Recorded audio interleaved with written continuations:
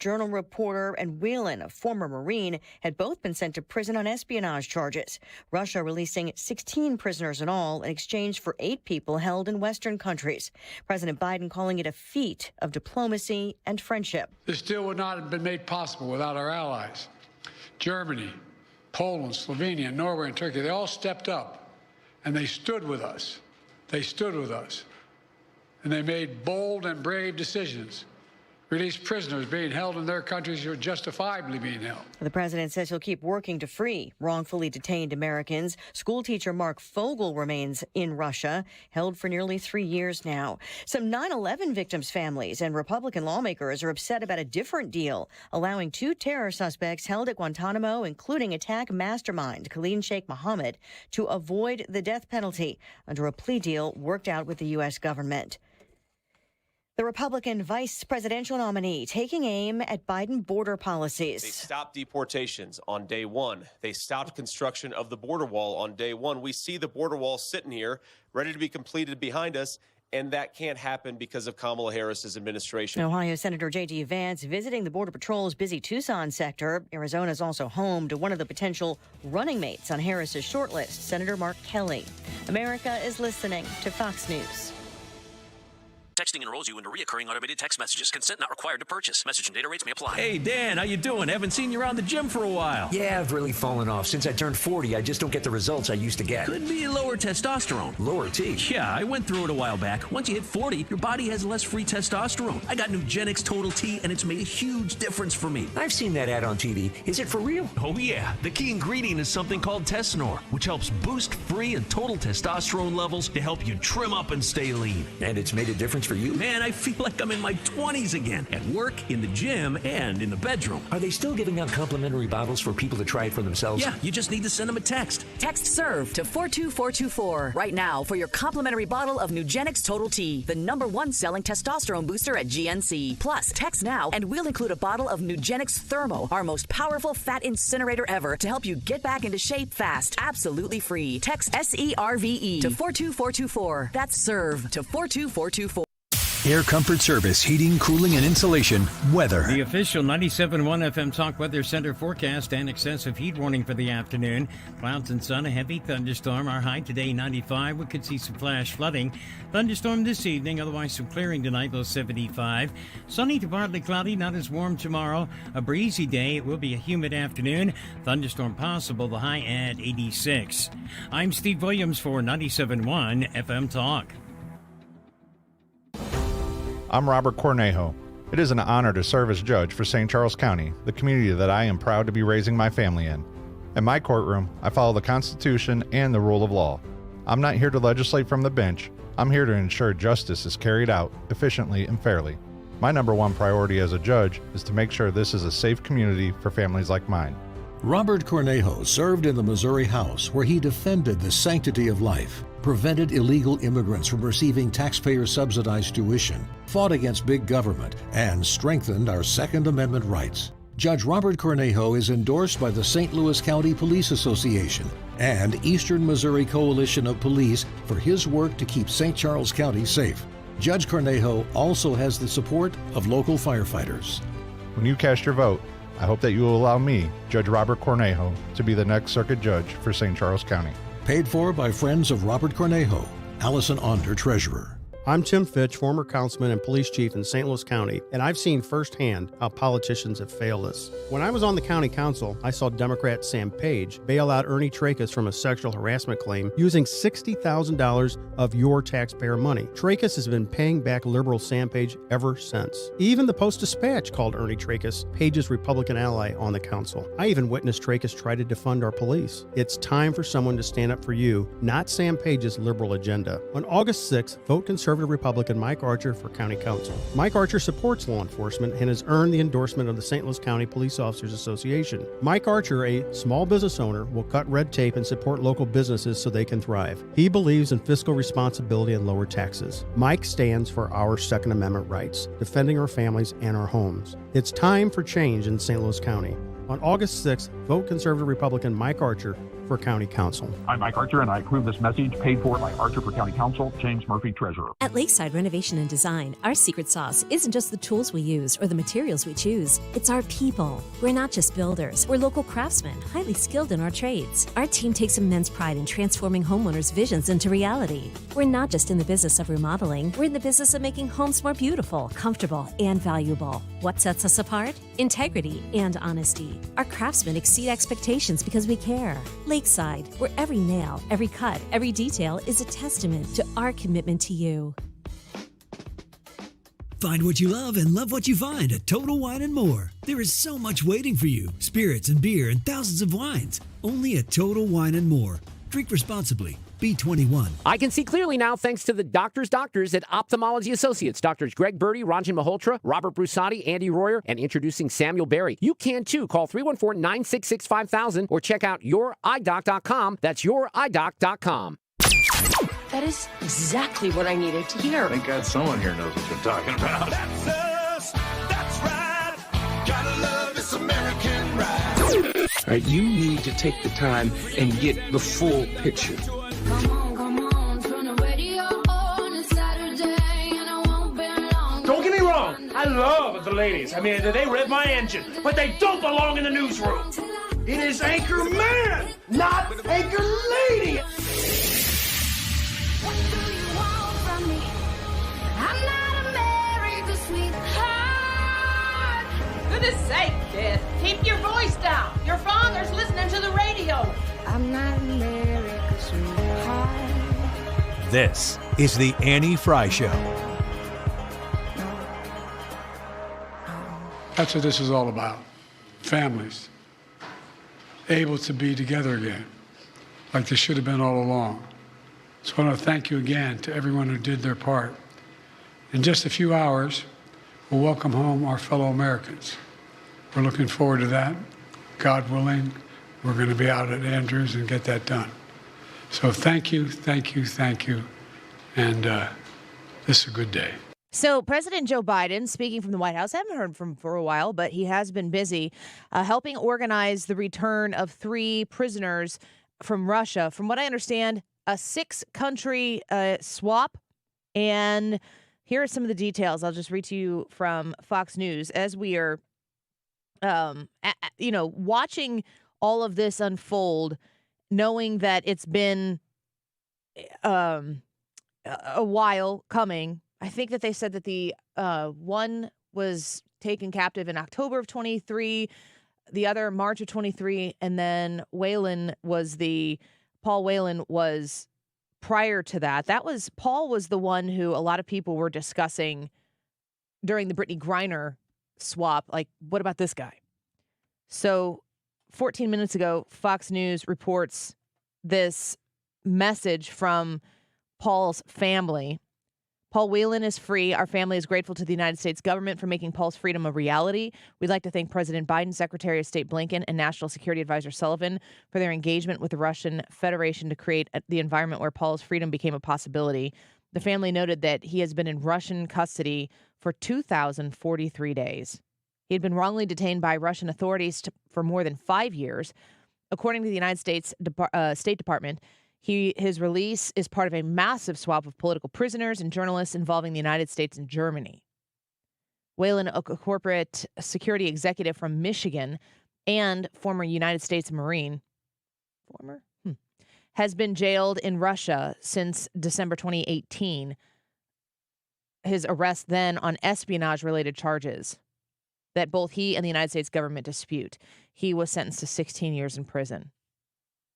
Now, this is very exciting for the families. I can't imagine what it's like to know that your loved one is being detained in a Russian prison, understanding what that lifestyle would be like. So a joyous day for those individuals.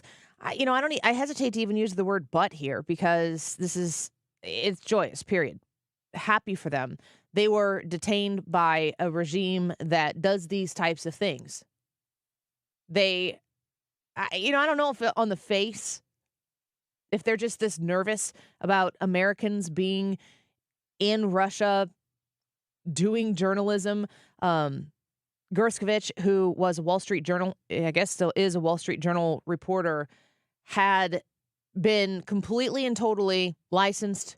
He was out in the open with Russia. I'm a journalist. I'm here to report on Russia. They approved it. He was at a steakhouse right after he had written an article talking about the struggle that is the Russian economy. Boom. He gets arrested on and charged and convicted on espionage. Fox News reports Wall Street Journal reporter Evan Gerskovich, I've heard Gerskovich and Gerskovich, so I might say both of them today, is free according to the Wall Street Journal.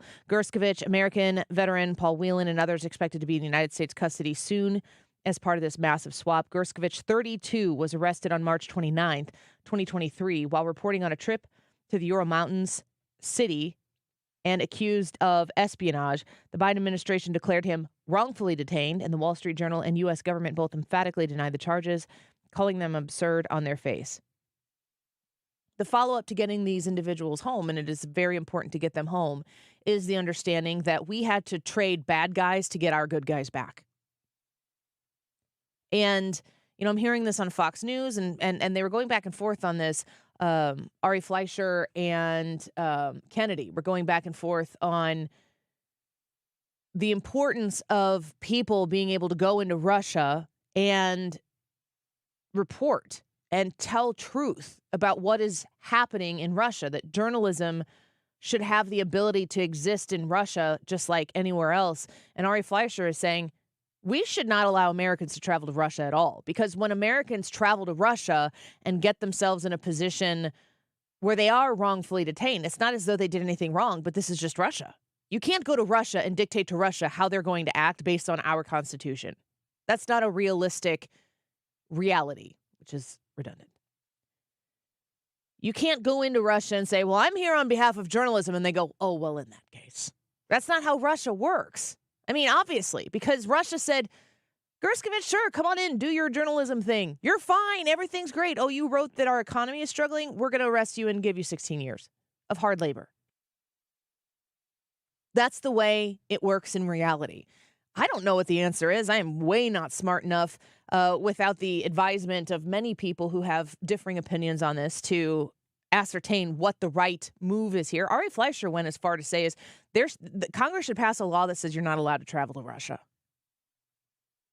That's pretty wild. That's a pretty strong measure to take. I think that the libertarian perspective here is, no, you can travel to Russia, but if you decide to go to Russia from here on out, we're not going to come get you. And that's a struggle too. It is important that we can know truth of what exists in Russia. It is important that we can understand the realities, not what kind of propaganda might be put out about what it's like to be in Russia. I mean, when Tucker Carlson went to Russia, everybody lost their minds. And he told his stories, and whether you believe what Tucker has to say or you think he's got some ulterior motive there, it's up for you to decide. But in America, that's the point. It's up to you to decide. People can go report, they can tell their stories, and Americans can choose. In Russia, if you tell the wrong story, you go to jail. If you are an American and you go to Russia and you tell the wrong story and you go to jail, now America is in the position to say you're either SOL or we're going to have to give up some bad guys, or Germany's going to have to give up some bad guys. Some sort of assassin that was being detained in Germany was part of this swap. I mean, shall we go back to Britney Griner? I mean, the literal nickname of the person who we traded was the Merchant of Death. I mean, in a Marvel movie, and they named the villain Merchant of Death, you're like, okay. That's we got Britney Griner back, and they got the Merchant of Death back. These are the stakes. I'm of the mind that if you do go to Russia and it's a choice and you know what the risks are going in, I mean, it's a very complicated situation. Like I said, I can't say with some level of what I would call educated certainty that it should be like this or it should be like that. I think that sometimes talk show hosts have a microphone and at an audience and they say these things and they don't really have the full breadth of information that you need to understand how truly complicated these situations are. But on the whole, we have, I think they said 3 Americans and 1 green card holder are no longer being detained in Russia, wrongfully detained in Russia. They didn't go there and do something wrong. They went there and Russia did the Russia thing and said, we're taking you. How confident are you in traveling the world right now, knowing the value of an American in possession of a foreign adversary seems to be pretty high? Merchant of death high. That's kind of a scary thought.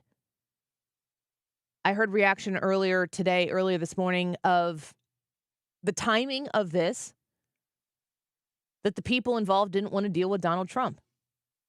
Now, that might be something that the Donald Trump campaign wants people to be saying, that they're doing this. That's a good spin on the specific story. But you think that the person who's in charge right now in the White House has anything to do with how these countries are willing to negotiate? I think it absolutely does. Here's more from President Biden within the last hour, speaking from the White House. These so-called abductor states from simply taking more Americans in order to get more of their prisoners home. How do you end these perverse incentives, sir? Well, we're advising people not to go certain places. Tell them what's at risk, what's at stake. So he said that there. It wasn't crystal clear in his message. It wasn't but he did say it. Don't go. Don't come. Don't go. President Biden is saying, if you do this, you're in danger, which I think is the right message here. But there's also an opportunity to deliver a very pointed message to the countries that do detain these people wrongfully. And I can understand wanting to separate this moment where you're announcing them coming home because the families were standing there. I can understand wanting to separate that moment, wanting to get the Americans back on American soil before you make some pointed remarks. You could just wait until that happens, until they're there before you speak. But they clearly wanted to speak on the issue since it was some... Could this improve relations with Russia? Is there any avenue for that after this prisoner exchange deal? As my sister might say, your lips to God's ears, man. Did you ever speak with Vladimir Putin about this? Would you be willing to speak with Putin now directly? I don't need to speak with Putin. So Joe Biden was asked, is this somehow going to make relations improve with Russia? And basically Biden just says a little prayer that would be the end result and says he doesn't need to speak to Vladimir Putin. Of note, and we don't have that for you right now, but at the very end, the last question that was asked of Joe Biden was about his getting these individuals back. And the questioner said, the interviewer said, Donald Trump said that he would have done this a long time ago. And Joe Biden's response is, why didn't he do it when he was in office? And only one of these individuals was actually detained when Trump was in office. So maybe a fair criticism on the Paul Whelan comment, but not broadly. I think that the showing of the president speaking on this issue, of course he needs to be out there talking about it. Yesterday, we were asking, hey, where is Joe Biden anyway? Well, he's there. He's at the White House. The reports are that an hour before Joe Biden came into your family room or onto your television to speak directly to America, saying he was not going to seek re-election, 1 hour before he was finalizing this swap. So has he been working? Yes. I documentation would be great. Again, the question is always, who's actually making the decisions? If it's Joe Biden, then let's go. But it doesn't always seem as though he's the one who's leading the charge. The news of the day, we have Russian prisoners wrongfully detained have been returned. I think they said 3 Americans and 1 green card holder, and it involved 6 or 7 countries in the entire process in order to pull this off. So the news of that is very, very welcome news that they are coming home. Let's take a quick break. When we come back, Hans von Spakovsky is going to be on with us. I'm going to ask him about some of the proposals of Joe Biden. He's got some thoughts about the Supreme Court. He's got some suggestions about how to improve and modernize the Supreme Court, and we'll see what Hans has to say about logistically. Biden throws something out like this. He's no longer running for the presidency. How's something like this come to be? Hans von Spakovsky on The Annie Frey Show when we come back. You're listening to The Annie Frey Show on St. Louis's home for conservative talk. Find the podcast, on-demand audio, and more at 971talk.com/Annie.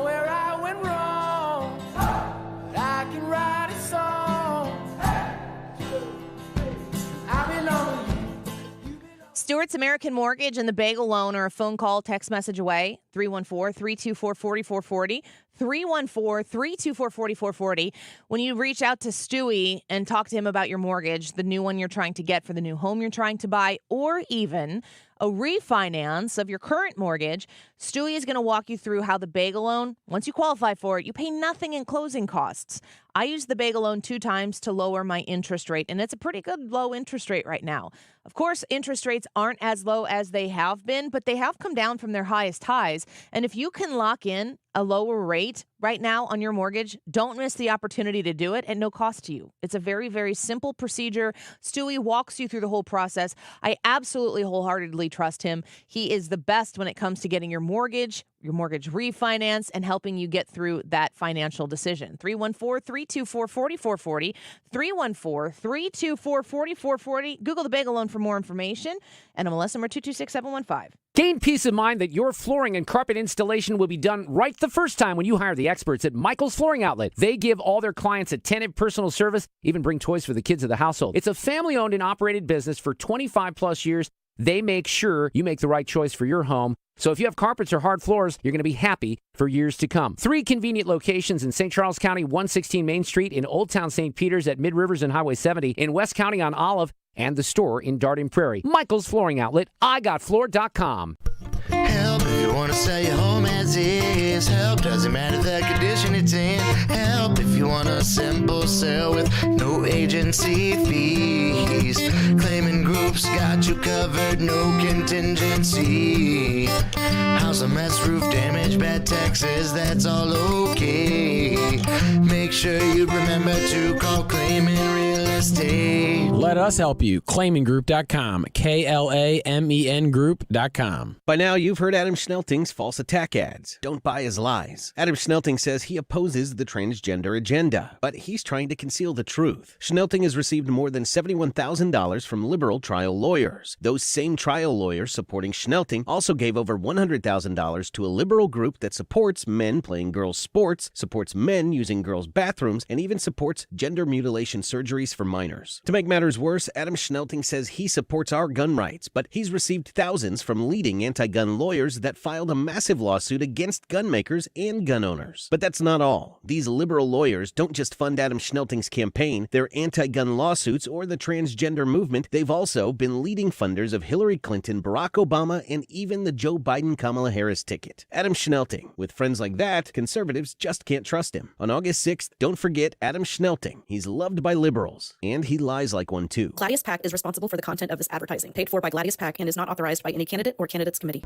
Attention, Missouri residents in need of care at home. If you have Medicaid and need assistance with daily activities, you can receive free in-home care from a loved one, funded by Medicaid with no cost to you. Freedom Care, Missouri's #1 home care provider, gives you the power to choose who provides your care, and they get paid instantly. Imagine your daughter, son, a close relative, or trusted friend helping you with cooking, transportation, laundry, and other activities in your own home. You get the help you need, and your caregiver gets paid instantly after their shift. Freedom Care has over 5,000 five-star Google reviews and is #1 in Missouri for in-home care. If you have Medicaid and want great care from a loved one that's 100% free to you, go to freedomcare.com or call 314-557-3027. That's 314-557-3027. 314-557-3027.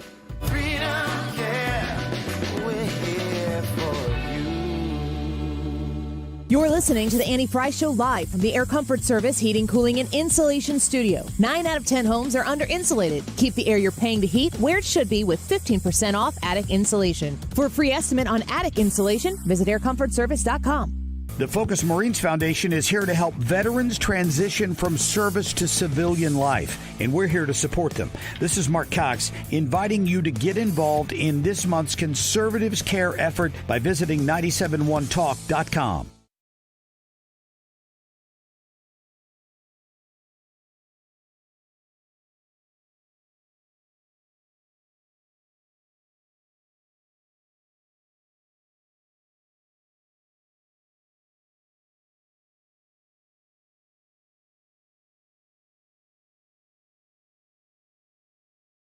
The Constitution demands that Supreme Court justices have a term for life. So that's an initial hurdle to this extreme type of idea. It's huge. But it's huge. It's something that's undoable, basically. Yep. But it shows the extreme policies and ideas that are coming from the Biden-Harris camp in trying to essentially undo the laws that they don't like. We the people of the United States. More perfect. Your form of our perfect union. Heritage legal expert Hans von Spakovsky. Hans von Spakovsky, thank you for being with us once again today. I wanted to ask you about Joe Biden's proposal for Supreme Court changes, constitutional changes, big changes. What did you think when you heard him come out with these, and what's the possibility or probability that his suggestions might get done? There's absolutely no possibility, I think, of any of this getting done. And my real reaction was this has nothing whatsoever to do with supposedly making the court a better place. It has everything to do with politics and Joe Biden not liking the outcome of particular cases. And in fact, what he's proposing is a huge attack on judicial independence. When I heard Joe Biden talk about the immunity portion, the Supreme Court ruling, he kept saying, like, nobody needs to be above the law. I don't know how much more definitively this can be answered by any form of government than what the Supreme Court ruled. They did not rule as broadly as they didn't say he has immunity to do whatever he wants. They made it very specific. It had to go back to the earlier courts for them to determine official acts and non-official acts. I mean, to me, it seems like the people who are running on you have to win or democracy dies, that the only way they'll ever be satisfied is if they get their way. No, that's exactly right. And in fact, what he said in his speech, no reasonable person reading the Supreme Court's opinion could come to the conclusion that they said that. They did not say that he's a king or a dictator, as Biden claimed. They didn't say he's above the law. A president who engages in bad acts can be impeached. And it then says in the Constitution that if he's impeached and removed from office, he's then subject to, in essence, criminal prosecution. What the Supreme Court said was that generally a former president can't be criminally prosecuted for official acts, but he can be for personal acts. And what I find astonishing about this is that, remember, 30 years ago, the Supreme Court said exactly the same thing in another case involving civil liability, saying, people couldn't sue a former president saying they somehow were civilly damaged by something he did. Joe Biden never, ever voiced a single word of complaint about that. And now he's saying, oh, no, I, as a former president, they ought to be able to prosecute me for murder, for example, if I order a drone strike. No president's going to be able to operate under those kind of circumstances. Is there an attempt to make the presidency a figurehead position? Is that a goal, or is that just the end result of them if they were to get their way, which doesn't look like they will? Well, actually, I think if you look at, this was just a political ploy. He knows he'll never get it. This was a political ploy to attack Donald Trump. But what they really want, and the reason he's pushing these kind of changes on the Supreme Court, is that they're very unhappy, the left is, over recent decisions that pulled back on the power of the federal government. That's what's really going on here, because leftists and the folks who infest the Biden administration, they want an all-powerful central government. And they did not like, for example, two of the last decisions the Supreme Court issued, one in which they threw out the Chevron doctrine and said, no, we, the courts, will determine how much power a federal agency has. We're not going to leave it up to the federal agency to decide for themselves how much power they have. And they also didn't like the decision that threw out a case involving the Securities and Exchange Commission, who, when they went after a guy for supposedly committing securities fraud, they didn't go to court. They didn't go into the judicial system. They investigated it themselves administratively, prosecuted it themselves administratively, and then had one of their staff, who's a administrative law judge, say, "Oh, yeah, he's guilty." In other words, they're mad that federal agencies can't be the judge, jury, and executioner of these decisions. That's what's really getting their goat. You brought up the Chevron decision, and at the end of June, we had the Supreme Court rulings come down, and I think it was maybe Joe Concha I was talking with yesterday, but he started listing off a bunch of things. And this news cycle, Hans, has been moving so quickly that there are massive headlines that just haven't risen above, I don't know, assassination attempt on Donald Trump's life. Of course not. That's 19 days ago. That's less than 3 weeks ago. But I want to ask you about Donald Trump's legal problems that he has had, because a year ago, when all of these things started to come down and you were looking at all of the legal challenges that Donald Trump was facing, I'm talking to you week after week about this, other legal experts that we have on, and the response is always the same. This is a sham, but they're in jurisdictions where we don't really know how this is going to play out. How would you, in August, now that we've arrived in August, that's unbelievable, of 2024, assess Donald Trump's batting average, should you say, over the legal challenges he's been facing? Man, he's been beating the other side. I mean, right now, if this was a baseball game, it would be like 15-1. I mean, the cases filed against him have been falling apart in New York, in Washington, D.C., in Florida, in Atlanta, because of, frankly, some very good rulings by the Supreme Court, by other objections that have been raised, for example, down in the Georgia case, by the stupidity and, frankly, bad intentions of prosecutors like Fani Willis down in Atlanta. So I actually think he's doing very well, which helps restore a little bit of my faith in the justice system, although not in the terrible prosecutors that we have in various places. So if it's possible to take that 30,000-foot view on the legal obstacle course that Donald Trump has had to run through here, they threw down the gauntlet for him. They did get their convicted felon title for Donald Trump, which will likely, as I don't understand any possibility that it would be removed before the election, but maybe you'll say differently. They got the convicted felon thing. That's very valuable politically to the left.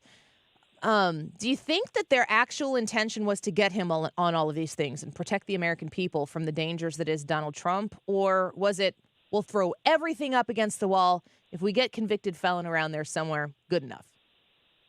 I think all of this was intended to prevent him from being able to run for office and win. And you can see that when you add the other big case they threw against him, in which they tried to get him thrown off the ballot in various states. In other words, they wanted to take away the voting rights of Americans all over the country and not give them the opportunity to decide who they want as president. And that right there really shows their intentions and their motives in what they've been doing. Hans von Spakovsky speaking with us right now. He's a senior legal fellow for the Heritage Foundation, the former FEC commissioner. You've written a book about elections, and I think that, there's always the question about who can win. Today, our YouTube poll is, can Kamala Harris win the presidency, yes or no? What do you think? Is she in a position where she could effectively become the next president of the United States? Oh, sure. I think that's true of both candidates. I mean, Kamala Harris and Donald Trump. And look, we are such a closely divided, evenly divided nation right now that I can't predict who's going to win in the November election. It's very different from some prior elections where it was pretty easy to see who was going to win, who was going to sweep the nation. This is not one of them. It's a very close election, and there's still a lot of time between now and November. Hans, the question that there's always we can talk about polls. We can talk about general election polls, which is kind of stupid. We can talk about swing state polls, which is where it really matters. And then we decide if we believe the polls and we look who was polled. It just goes on and on and on. After you come to a conclusion based on that information, then the next question is always, will it be a fair election? And do you have confidence that in the swing states where this election will be decided, even the swing counties where this election will be decided, that Americans are in a better position in 2024 to trust the outcome of the election regardless of the results? It's a difficult question. I think we're in a better position than 2020 because a lot of states have actually improved things. Georgia has improved things. Pennsylvania has slightly improved things. Wisconsin is a little bit better, but it's still not perfect. So we're in better shape. Are we in perfect shape? No. But we're in better shape than we were 4 years ago. Well, that sounds like positive progress. You've studied this. You've literally written a book on it, How the Left Changed the Way You Vote, which people can check out right now. It's called Our Broken Elections by Hans von Spakovsky.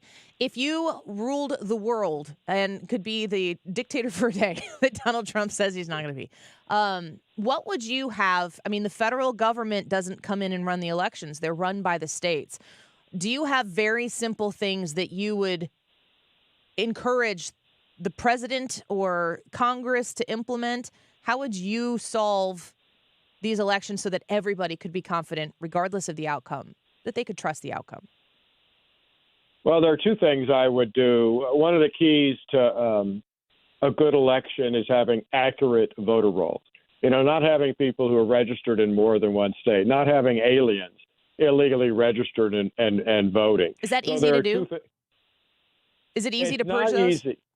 It's not easy, but the federal government has a role in this. For one, federal law requires states to maintain up-to-date, accurate voter registration rolls. It probably has come as no surprise to you that the Biden administration has completely refused to enforce that provision against states who aren't maintaining the accuracy of their voter rolls, like California, like New York. And I would instruct the Justice Department to immediately file lawsuits against states that are not complying with that federal law provision. The other thing I would do is I'd order the Department of Homeland Security to stop its red tape that its bureaucrats have put up and give state election officials immediate access to their database that lists aliens in the United States so that election officials can easily start comparing their voter registration list to the DHS database to find aliens who shouldn't be on the rolls and get them off. Hans, is it a fact that there are people who are illegally in this country that they are registered to vote? Yes. We don't know how many. But we know that's happening. We know it's happening with aliens who are here both legally and illegally. It's just a fact that it is. We don't know how big the problem is, but we know it's happening, and there are steps that can be taken to solve this problem, and they're not being taken at the moment. Man, it would be nice, and I feel like should be very agreeable that you should have to be a citizen to vote. And maybe be able to show your identification, which could be provided for free, from what I understand. That just seems very basic. Hans, we love talking to you. Thank you for being with us today. Good to have you back. Sure. Thanks for having me. Take care. Bye-bye. Hans von Spakovsky is a senior legal fellow at the Heritage Foundation and author of the book, Our Broken Elections, How the Left Changed the Way You Vote. If you want to educate yourself on what happened last time so that when you're in these conversations, which are going to occur with more frequency in the next few months, check out Hans's book, Our Broken Elections. All right, Wiggins America, when we come back, gosh, I've been getting these feedback.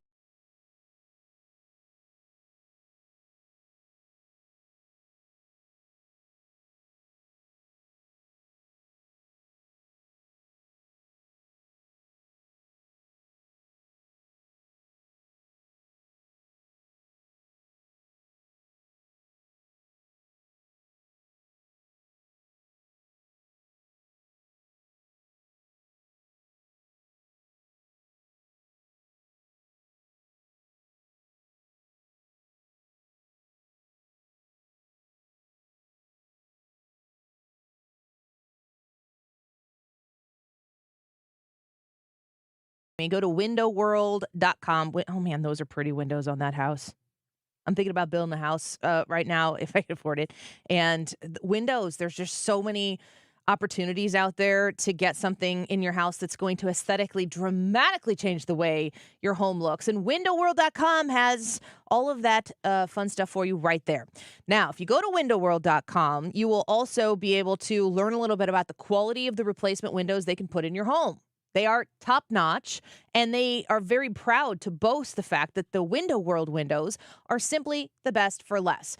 Go to windowworld.com, learn about the windows that they have, learn about the financing that they can offer you, up to 36 months, same as cash financing. But be sure when you give them a call or when you finally connect with them that you let them know that you heard about them on the Annie Fry Show. They're going to be happy to hear that, and we are happy to partner with them. You can call them directly at 314-993-1800, 314-993-1800. Up the look of your house, but also absolutely the efficiency of those windows in your home when you choose the windows that are simply the best for less at windowworld.com. Mark Cox here. Join me, Annie Fry, and Mark Reardon, along with Thomas Helbig and Bob Kershaw of the Retirement Advisory Group for the Protecting Your Retirement Educational event, Tuesday, August 6th. It's at the Frontenac Hilton at 6:30 p.m. Seats are limited, so go online at retirementkey.com. Here's Thomas and Bob with more. Are you nearing retirement or already retired and wondering what to do with your life savings? Are you concerned how a major market correction will affect your retirement? Would you like to have a personalized, structured income plan that shows you the monthly income you'll receive in retirement and how to never outlive it? Did you also know if you're 59 and a half or older, you can roll over your company retirement plan tax-free to protect your nest egg from any more losses? You'll get all the answers and more. If you're 59 and a half or older, you cannot afford to miss this event. Protect your retirement nest egg and join the official financial advisors of my show, Thomas Helbig and Bob Kershaw, Tuesday, August 6th at the Frontenac Hilton at 6:30 p.m. Go online at retirementkey.com. That's retirementkey.com. I didn't ask to be thrown in the streets with nowhere to go, but I did ask for help, and Covenant House was there for me. 1 in 10 young adults will experience a form of homelessness this year. For these kids who didn't ask to be put in this unthinkable situation, Covenant House is there, providing hot meals, a safe place to sleep, medical care, and love. They just really genuinely just wanted to help me succeed, and I'm succeeding. To learn more, go to safeplacetosleep.org today. On the battlefield, there's a saying America's military men and women live by. Never leave a fallen warrior behind, ever. Off the battlefield, Wounded Warrior Project operates with the same goal. Wounded Warrior Project was created to help our men and women returning home with the scars of war, whether those scars are physical or mental. Wounded Warrior Project. We never leave a fallen warrior behind, ever. Learn more about what we do at woundedwarriorproject.org. Hello, Missouri. I'm Jamie Corley, a fifth-generation Missourian and conservative outsider running for Secretary of State. The swamp establishment has embarrassed our state for too long. I'll fight to protect our values, support President Trump, and bring integrity back to Missouri. Join me, Jamie Corley, in this fight for real change. Vote for a proud Missourian who will always stand up for you. Paid for by Jamie Corley from Missouri, Mary C. Walsh, Treasurer. Tony LaRussa here. Men, are you running out of stamina rounding third base? If so, call my friends at Victory Men's Health in O'Fallon, Illinois. Scoring at home is important, just as important as crossing the plate with the winning run. VictoryMen'sHealth.com. Today's YouTube live chat poll, can Kamala Harris win the presidency? We give you two options, yes or no. You don't get to say, well, I don't know if she can. You have to say yes or no. Can Kamala Harris win the presidency? Type in Annie Fry on YouTube. You will see not only the poll come up, but the whole stream, and you can watch the show live until 3 o'clock. 12:45, this time check is sponsored by Jerry Kelly Heating and Air Conditioning. It's time for a $98 AC tune-up. It's what's happening. She was the border czar. Right now. I've asked the VP to lead our efforts stemming the migration to our southern border. Keeping you informed and up to date. Now they're trying to say she never was the border czar. 97.1 FM Talk.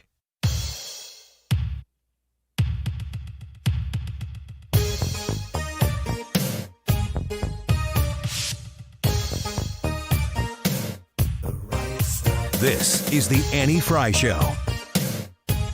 Follow Annie on Twitter at Annie Fry Show.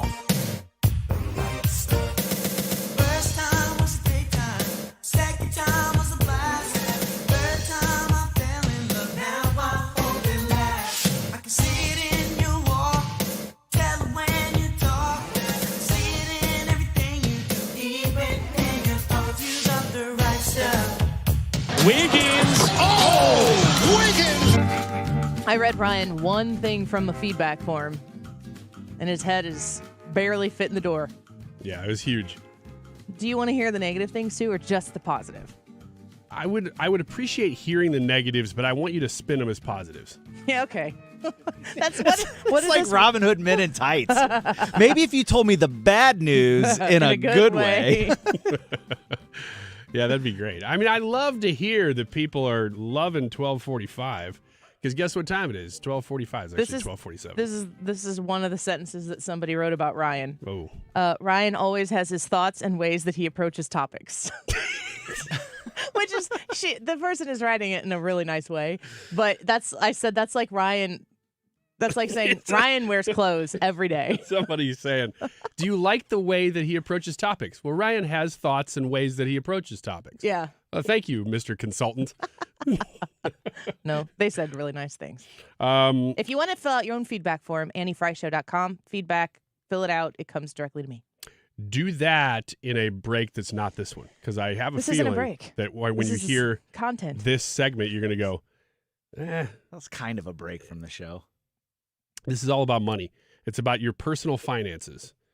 Here's a story from CBS News that I wanted to lead with. The link between happiness and money is getting a fresh look from economists and scientists, with new research finding that multimillionaires are much happier than the merely well-to-do. And that there is no ceiling on this study from the University of Pennsylvania Wharton School. That the more money you have, the happier they're finding that you are.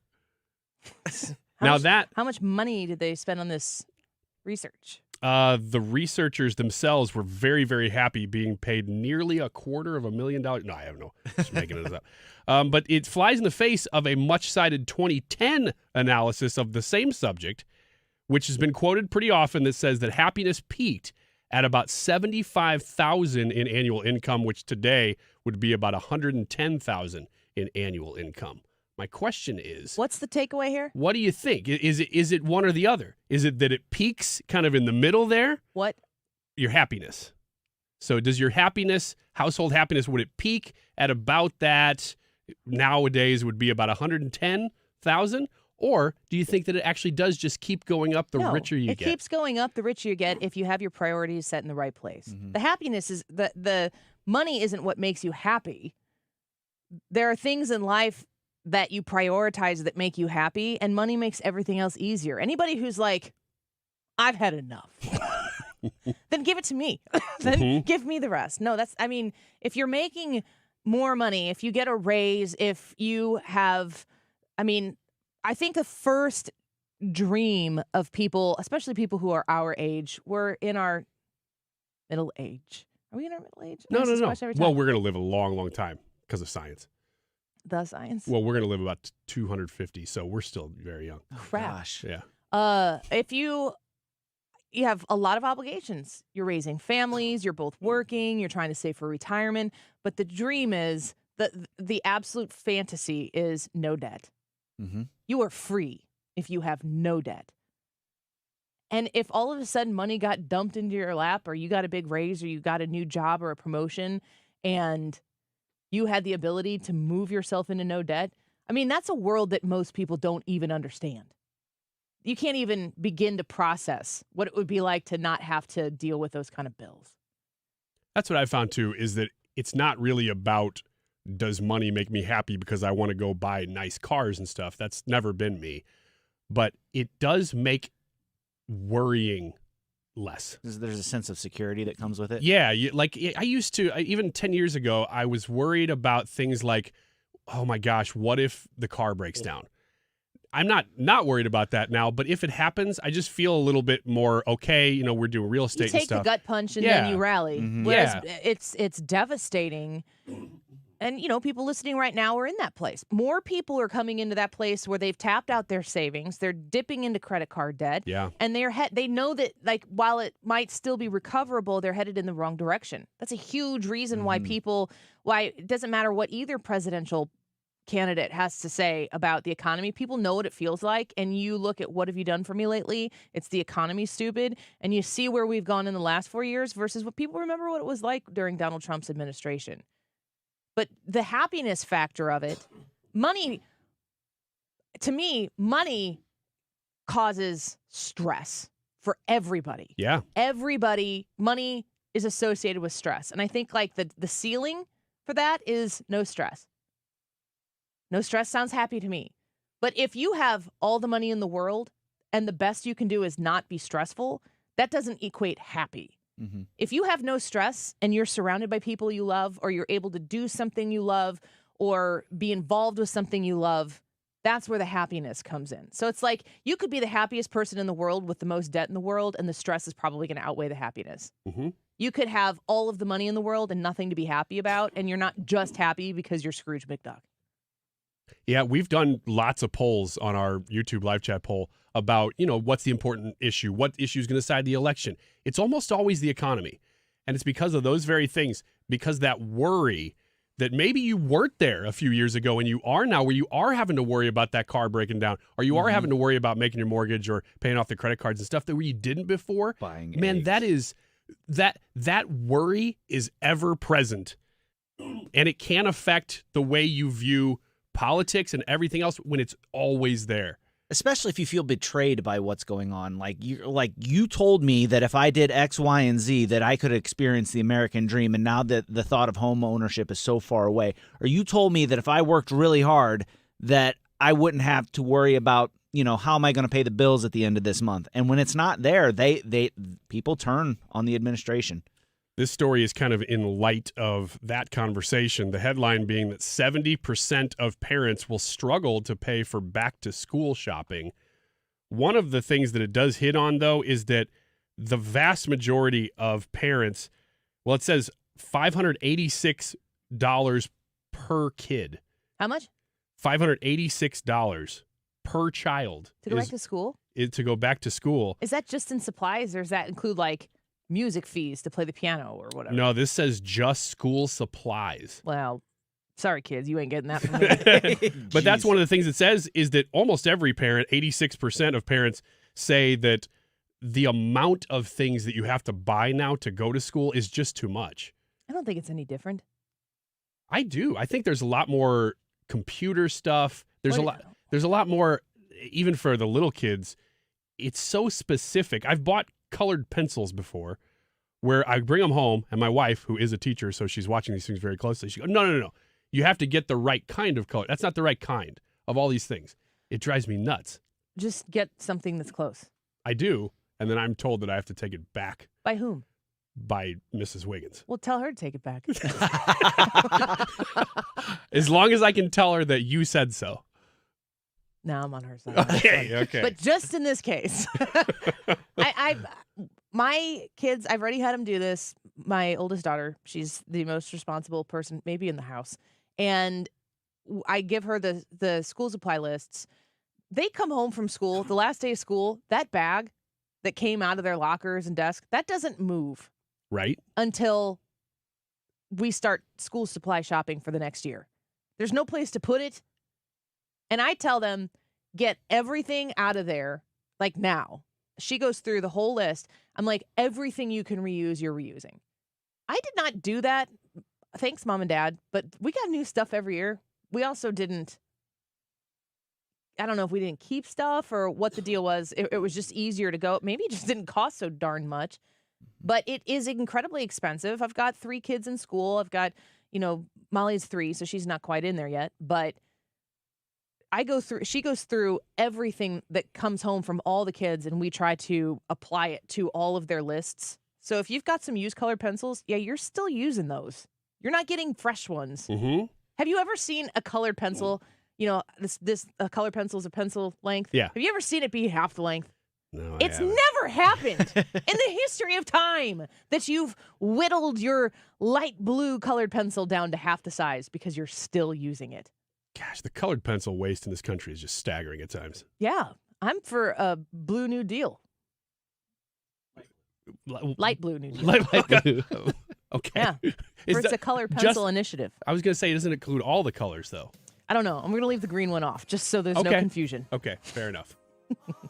Let's talk to Tyrus when we come back. I'm going to ask him about the Donald Trump black journalist sit down yesterday. Harris Faulkner was there. Tyrus loves Harris Faulkner. I can't wait for this. I am going to be like, what do you think? Give us your full thoughts on this. So Tyrus on the Annie Fry Show next.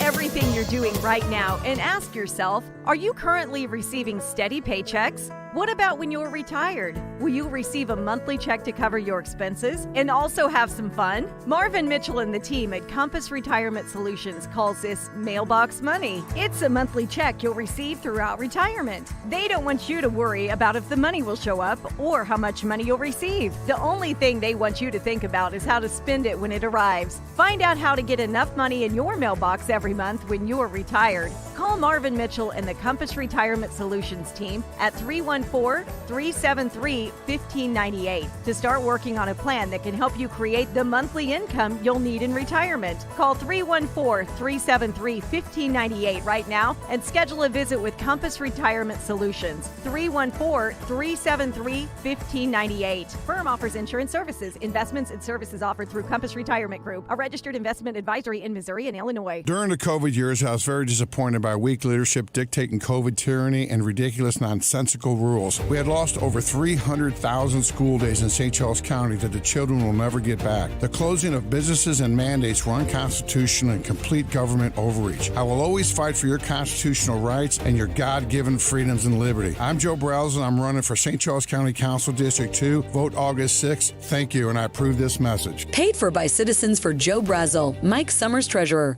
Tired of hearing scary ads about the IRS? Tax Relief Advocates is different. TRA is here to tell you that if you owe money to the IRS, whether it's $5,000, $50,000, or $500,000, we have a solution. We may be able to significantly reduce and even eliminate what you owe to the IRS. Taxpayers should know. Huge savings are now being made available through the Fresh Start program that can drastically reduce the amount you will owe if you qualify. Even if you haven't filed your taxes in years or are facing wage garnishment, liens, levies, or under audit, we can help. We've earned over 1,000 5-star reviews on Google and an A+ with the Better Business Bureau. You don't need to be afraid of the IRS any longer. End your tax nightmare today. To see what savings you may qualify for, visit us online at TRA.com or call us at 800-511-0379, 800-511-0379. Again, that's 800-511-0379. Tax Relief Advocates. Real solutions for real people. Paid for by Lori Rook from Missouri. Ryan Rook, Treasurer. You deserve to know where your tax dollars are really going.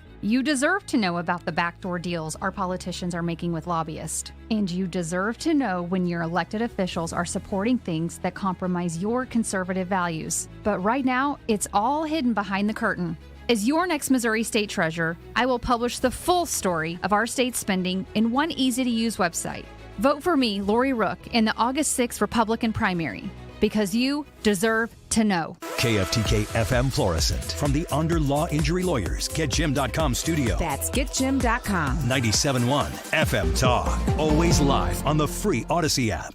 This is a Fox News alert. They're free. I'm Lisa Brady. 3 American citizens on their way home after a prisoner swap between Russia and several Western nations. Multiple countries joined a difficult and complex negotiation, President Biden says, that resulted in the release of 16 prisoners from Russia, including former U.S. Marine Paul Whelan and Wall Street Journal reporter Evan Gershkovich.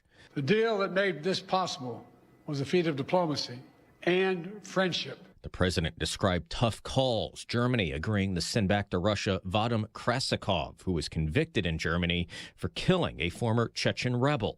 So for anyone who questions whether allies matter, they do.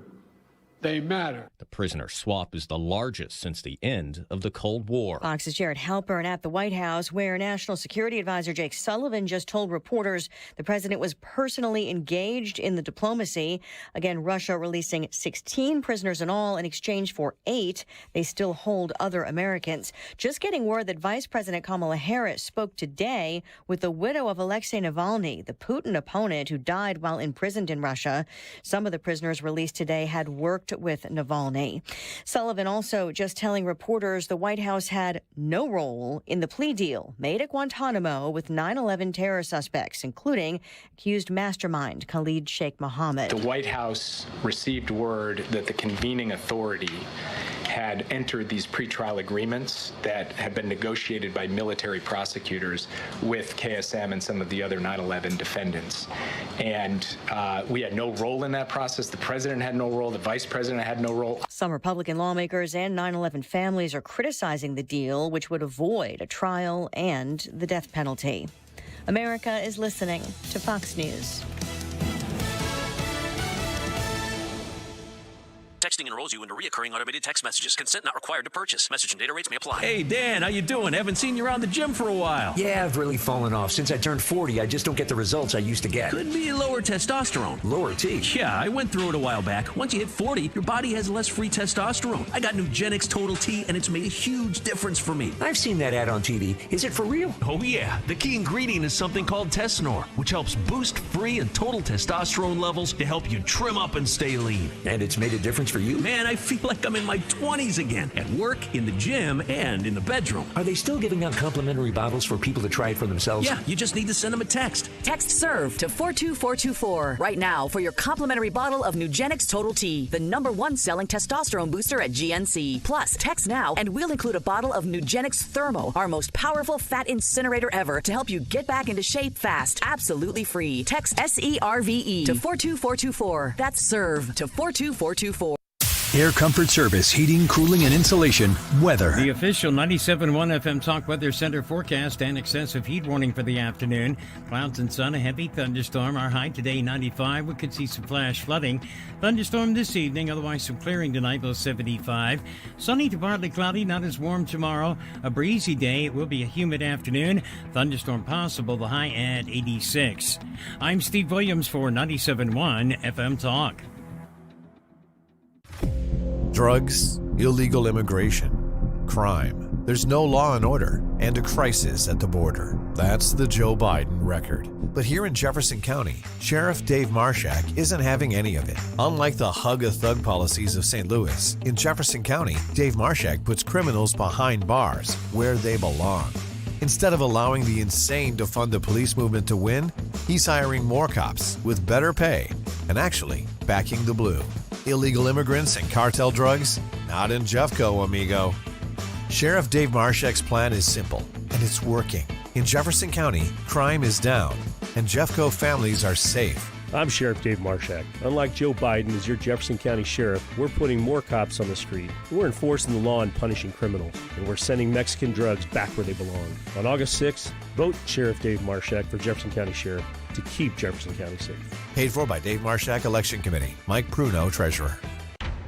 A weak White House, an invasion of illegals, and the woke mob attacking our values.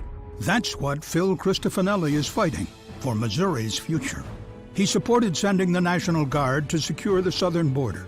He defunded sanctuary cities. And Phil Cristofanelli backs the blue to keep our neighborhoods safe from gangs, fentanyl, and human traffickers. He's been named one of Missouri's most conservative legislators year after year. Cristofanelli stands up to the radical left and weak-kneed Republicans. Pro-life, he helped pass one of the nation's strongest anti-abortion laws and defunded Planned Parenthood. Pro-Second Amendment, he stood up for our gun owners and constitutional rights. And Cristofanelli is keeping men out of girls' sports and locker rooms. Phil Cristofanelli, an unwavering conservative for state senate. Paid for by friends of Phil Cristofanelli, Dan Raker's treasurer. If you need to sell your home to buy a new home, it's never been more important to have an experienced negotiator you can trust. You need my friends Mark and Neil Gelman of eXp Realty on your side, fighting for every dollar for you. 314-336-1991. Check out thegelmanteam.com. Hey guys, Glover here with my very, very good friend, Dr. Kathy Maupin at BioBalanceHealth.com.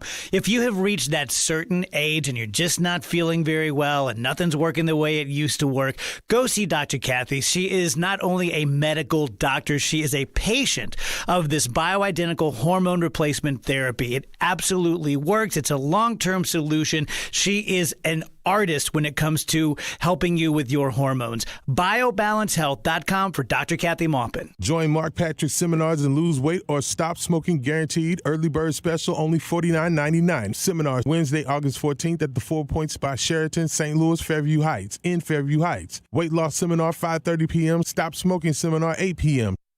Mark Cox here. I've put together my Missouri voter guide just for you.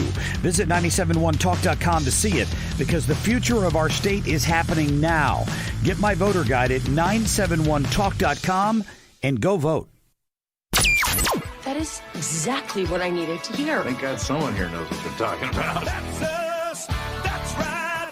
Gotta love this American ride. All right, you need to take the time and get the full picture.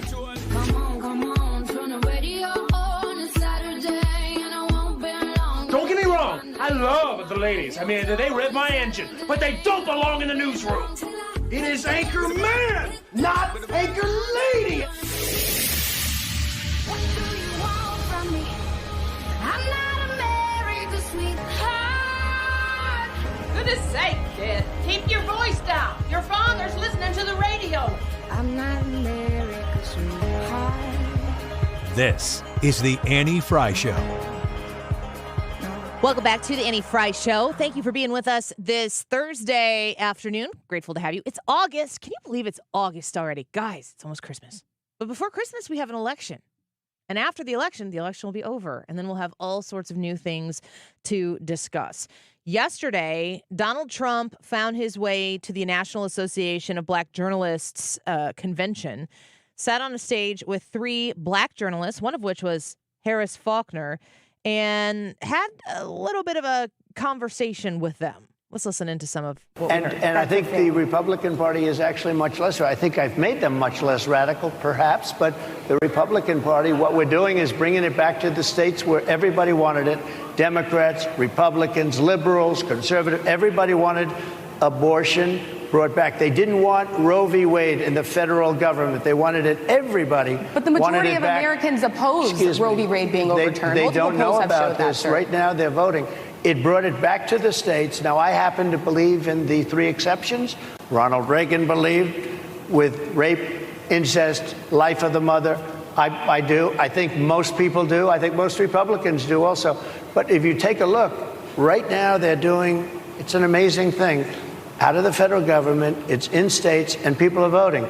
Donald Trump responding to the question that was posed to him in a way that was like, why do Republicans want to control every aspect of people's lives?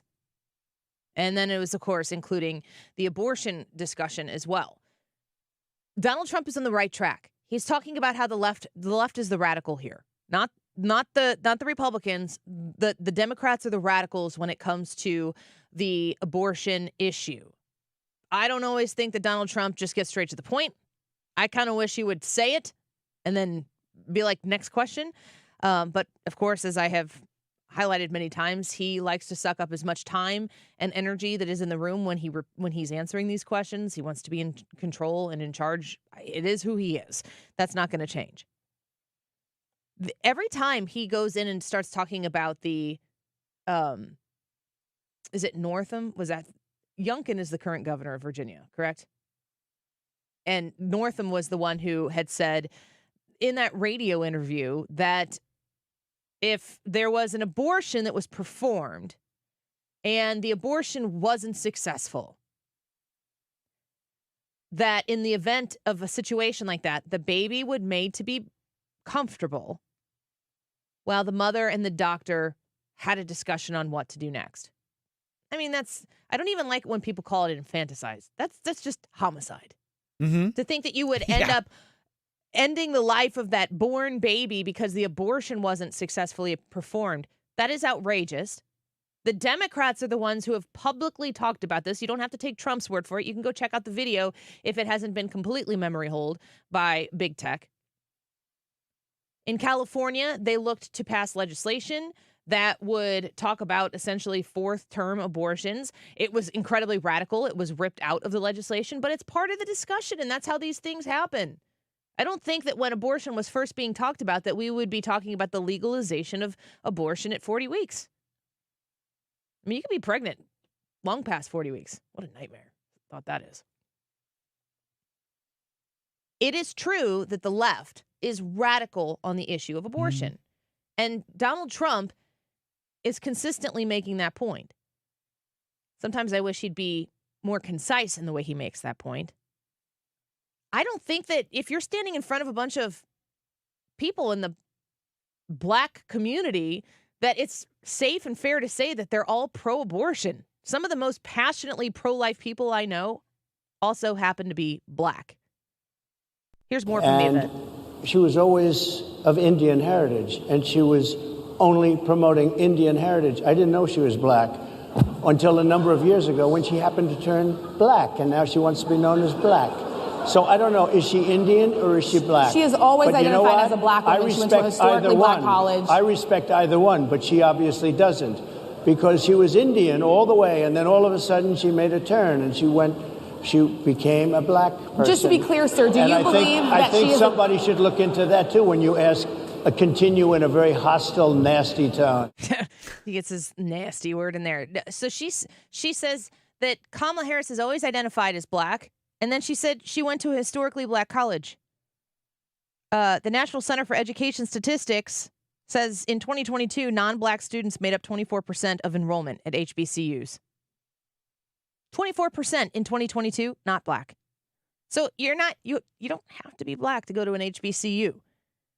And 24% of non-blacks in HBCUs in 2022 is up from 15% in 1976. It's not, I mean, I don't even really know how else to say it. I mean, that has nothing to do with the color of her skin. Kamala Harris has been very proud of her Indian heritage. Okay, so what we're going to cook today is an Indian recipe. Yes. Because you are Indian. Yes. Okay, and I don't know that everybody knows that, but I find that wherever I go and I see Indian people at the supermarket, on the street, everyone's like, you know Kamala Harris is Indian, right? It's like the thing we're so excited about to have you running for president. Yeah. So we're both Indian, yes, but actually we're both South Indian. Yes. You look like the entire one half of my family. Okay, thank you. You do. I've been telling people we're related already, so this is perfect. It's basically true. So, I mean, I can tell you right now that I'm of German heritage and I'm of Australian heritage. My grandmother is from Australia. My grandpa met her in World War II. She came here. They started a family. I'm a quarter Australian. I'm a quarter Australian. That doesn't make me not German. Those happen to be two very white heritages. So you could be more than one thing at a time. She has Jamaican descent as well. I don't think that I think Donald Trump is playing the odds that that individuals in the black community know that Kamala Harris has very much so talked about her Indian heritage, and that if she's going to choose to be chameleon about who she is based on who she's in front of, I think what Donald Trump is counting on is that black people would not appreciate the fact that she is a black person when she's in front of a black audience, an Indian person when she's with Mindy Kaling cooking an Indian dish, that's a roll of the dice that Donald Trump is counting on. I don't know that there is a purpose in this that is on the whole advantageous to Donald Trump. But if you listen to when Donald Trump was responding to these questions, I don't think that anybody who is in play from an electorate standpoint, I don't think anybody who's in play watches what took place at this interview and watches these journalists interview Donald Trump. They basically slap him in the face and then state a fact and try to put him in a position where he's going to have to deny it or agree with it. It's incredibly combative. It's completely not surprising. It's not shocking. It's not like Donald Trump walked in there and expected something incredibly different. In fact, I would assume that he walked in there, ready to have the dukes up, thinking that this is what could possibly happen. Harris Faulkner was one of the 3 journalists that was on the stage questioning Donald Trump at this National Association of Black Journalists panel. And this is how she reacted to being there in the moment. Listen to this. What the nation has seen is this incredible buildup with journalists here reportedly upset because Donald Trump was coming. Some of them we really hadn't heard from. So what I loved about what you couldn't see today was how much of that audience was enjoying the moment of hearing from a candidate that they might not always agree with. And that is the whole point. That is the growth of journalism, to be able to listen and question those things that you may not know about because you don't often talk to that person or those people. That was the goal here. So for all of that pushback, young journalists that I'm talking to after the event are saying, well, we're glad he's here. It's important that he showed up. You know who didn't show up? Kamala Harris. She had a scheduling conflict. She's going to show up and do a panel, and it's going to be via satellite. It's not going to be in person.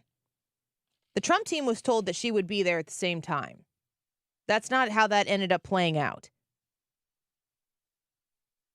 It's hard to watch Kamala Harris continue to duck and dodge and dip and dive and dodge, answering unscripted questions where she can't have scripted answers, or if she's very good at her job, she'll have her memorized retort when a question is asked of her. She'll, brush by the topic and then she'll turn it around on Donald Trump, which is what a good politician does. That's what they do. They control the message. They control the response all of the time. And the best of them they make it so you don't even realize they're not answering the question when they respond. But Kamala Harris is not putting herself in a position where she has to be challenged in any way, shape, or form. It's incredibly managed. Do you think that she's going to... I keep seeing these headlines. Kamala Harris is going to have to answer real questions. Kamala Harris is going to have to get off the script and face real tough journalism. That's not true. Why would that be true? Why would Kamala Harris have to do anything that Joe Biden didn't have to do to get elected? Oh, because it's not 2020? Because it's not COVID anymore? Baloney. There's no pressure whatsoever for Harris Faulkner to put herself in any sort of compromising position whatsoever. She just doesn't have to do it. Are you going to see Rachel Maddow go, Kamala Harris, it's time you come and answer our tough questions. We want to know where you are on these specific policies. You were against fracking. Now you're maybe not completely against fracking, or, the constant turnabouts that she has had on major policy issues that are going to matter dramatically when it comes to auto workers in Michigan or energy workers in Pennsylvania and in the Rust Belt. People want to know where you stand on these issues. You think Rachel Maddow is going to come out and demand responses from Kamala Harris? You think Anderson Cooper is going to force the issue? Do you think that you're going to see these people come out and call her out for not answering questions? You're not going to see that. Fox News is going to do it, and Fox News is going to do it because that's what Fox News does. That's on brand for Fox News. If Kamala Harris can successfully, I think we're 96 days out of the election, if her intent is to pre-produce every opportunity that she has to be in front of a camera without having to sit down and have a real conversation with a journalist, she's going to get away with it. So how does the truth get out? Maybe her position on some of these issues is actually what most of America wants to see. Come out and say it. What is your position on the Middle East? What happens if Iran strikes Israel? What do you do, Kamala Harris? You're the commander-in-chief. What do you do? What is America's role? What is their involvement? What are you willing to do to implement and enforce a Green New Deal on the people of the United States? And what does a Green New Deal entail? How much more do we have to pay for it? What do we have to give up for it?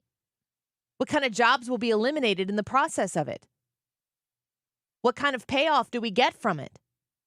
These are all questions that American voters absolutely need to have answered, and we do not have an honest media that will pursue those questions. Not on the whole. We have people in the media who are honest, but we do not have a mandate from our journalistic representatives to get to the truth for you. It's always for them. And if the Foxes of the world are going to push back against Kamala Harris, that's good for Fox. And it's almost better for the people on the right side it just subsidizes the point that Kamala Harris is running scared. Hayden Harris can't come out and answer a question of the American people. And if she's going to duck all of those interviews, Fox News, our show, for heaven's sake, all of the people on the right side of the aisle can come out and say, see, she's too afraid to answer. She doesn't have the answers. She doesn't have the answers that are going to get the right people to show up and vote for her, so she won't do it, and she will not be held accountable. That means that the other side of the aisle, Donald Trump's side of the aisle, they have to be out there talking about policies. They have to be out there talking about restoring America to the people, shrinking government, lowering tax burdens, lowering the national debt, keeping American soldiers safe and secure, not getting them into the places in this world where weak leadership has put our men and women in danger. We have to be in a position where we know who represents what. And if Kamala Harris has no presence to provide answers, that is, in fact, an answer.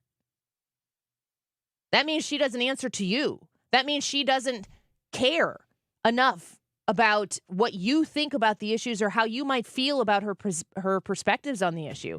If that's the instance that we find ourselves moving through October, that Kamala Harris, Hayden Harris, isn't going to be out there to answer to you, then do not think for a second that her presidency is going to concern you. Don't think for a second that Kamala Harris is going to be out there bringing the people back into the federal government. They all know better than you of what to do for your life, and they're just waiting for you to be content enough, afraid enough of the other guy, and content enough to vote for anybody but Trump. Let us know if you think that Kamala Harris can win the presidency, yes or no. I'll tell you the short answer right now. You're darn right she can. Some of you have disagreed with that, and you've left a lot of comments for us. So if you come to the Annie Fry YouTube channel, you can vote. Can Kamala Harris win the presidency, yes or no? Lori says no. I have faith that she will not. Too much of her past is coming up. I don't see a lot of her past being represented right now, but there's still time. RSG said, I said no. What's the matter with you kids? Did you just fall out of a coconut tree? Okay, I see what you did there. I see, RSG, what you did there. Let us know what you think. Go vote. Can she win? Yes or no? And leave us a comment. We might feature it when we come back. Don't go away. This is the Annie Fry Show. Find the podcast, on-demand audio, and more at 971talk.com/Annie. The Retirement Advisory Group is having their next Protecting Your Retirement educational event this coming Tuesday, August 6th. Event starts at 6:30. I'm going to get there at 6, and for 30 minutes leading up to the event, I'll be meeting people like you. I would love the opportunity to get to know you a little bit better, so show up early. And then at 6:30, we turn it over to Thomas Helbig and Bob and Tammy Kershaw of the Retirement Advisory Group for this free event where you can learn about the things you need to do to transition out of working and to get into retirement, to make sure that you can continue to enjoy the gains and not have to worry about losses.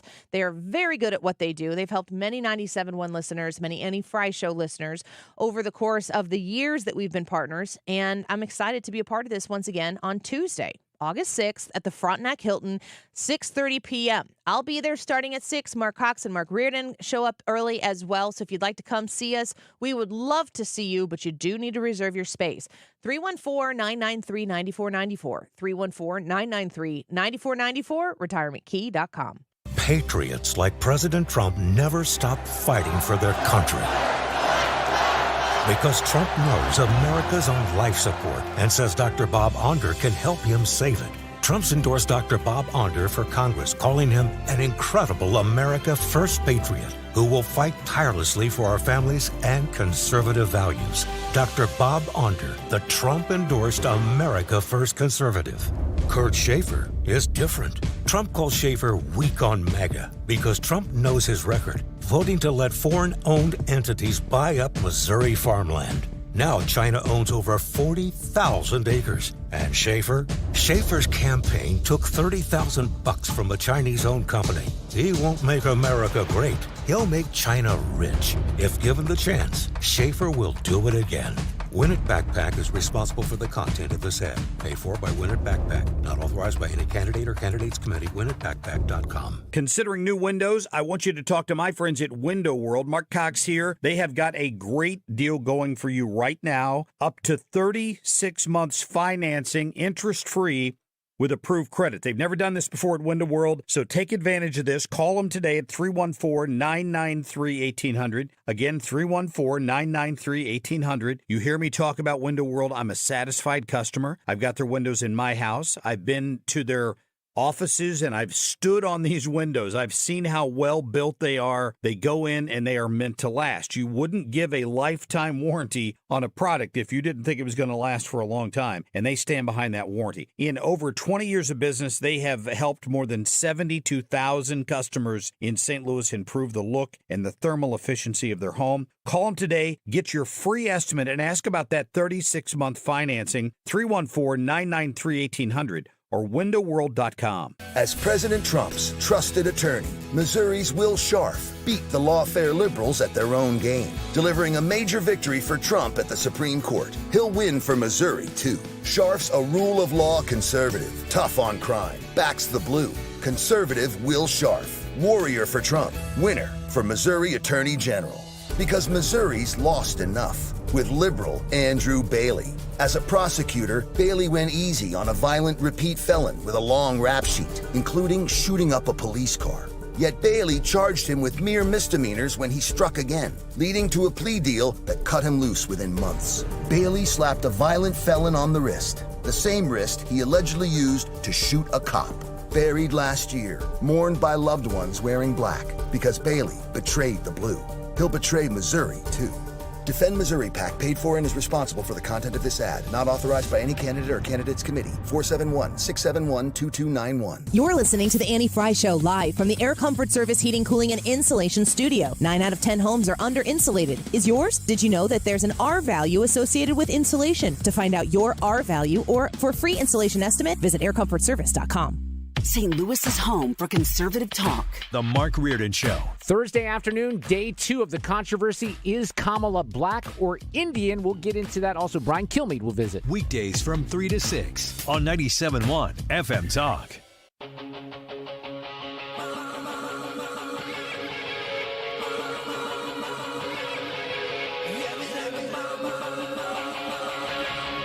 This is the Annie Fry Show.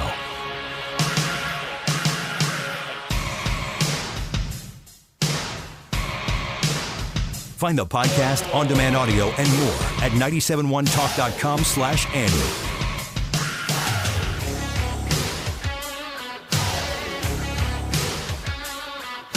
We can report, according to a senior administration official, that among those being released by Russia today are Paul Whelan and Evan Gershkovich. They are being released by Russia. They are going to be on their way home, if not already, then in short order. This is such wonderful news. These are the biggest names of those who are expected to be part of this exchange. It has been such a battle to try to get these two men released from Russian custody. Paul Whelan arrested first in 2018 and held for the past 6 years, convicted on espionage charges back in 2020. Evan Gershkovich simply doing his job as an American reporter in Russia, arrested last March, very quickly accused of espionage, and then finally convicted last month in July on those charges and sentenced to 16 years in a penal colony. Listen to this part of this swap. Wall Street, this is from Fox News Report. Wall Street Journal reporter Evan Gershkovich made a request to interview Russian President Vladimir Putin in his exit paperwork before the release. What a journalist. Wow. Gershkovich and American veteran Paul Whelan are in U.S. custody after a massive swap of political prisoners. According to the report from the Wall Street Journal, Gershkovich was required to submit paperwork for a presidential pardon to complete the swap. Gershkovich reportedly used that form to leave a brief note asking for a sit-down interview with the Russian president. Wow. All right. Let's see if he takes it. Then he gets captured again. Ooh. Yeah, that'd be a bad move. Should America say you're not allowed to travel to Russia anymore? No, I don't think they should. I think they should make it very clear that you shouldn't. Yeah, but if you do and you get captured... Yeah. Does America have the responsibility to try to get you back? I don't know. I mean, at this point, you'd have to be assuming all the risk yourself. As much as I'd want the country to go to bat for you because you had been wrongly detained, you had to have known the danger you were stepping into at this point. Now, if this was a few years ago, maybe you wouldn't know. It's a little dangerous. But at this point, this is a world enemy of ours. It's not even really a Cold War. It's a hot war in a sense that we're funding a war in Ukraine. So you're stepping into this. You have to know what you're getting into.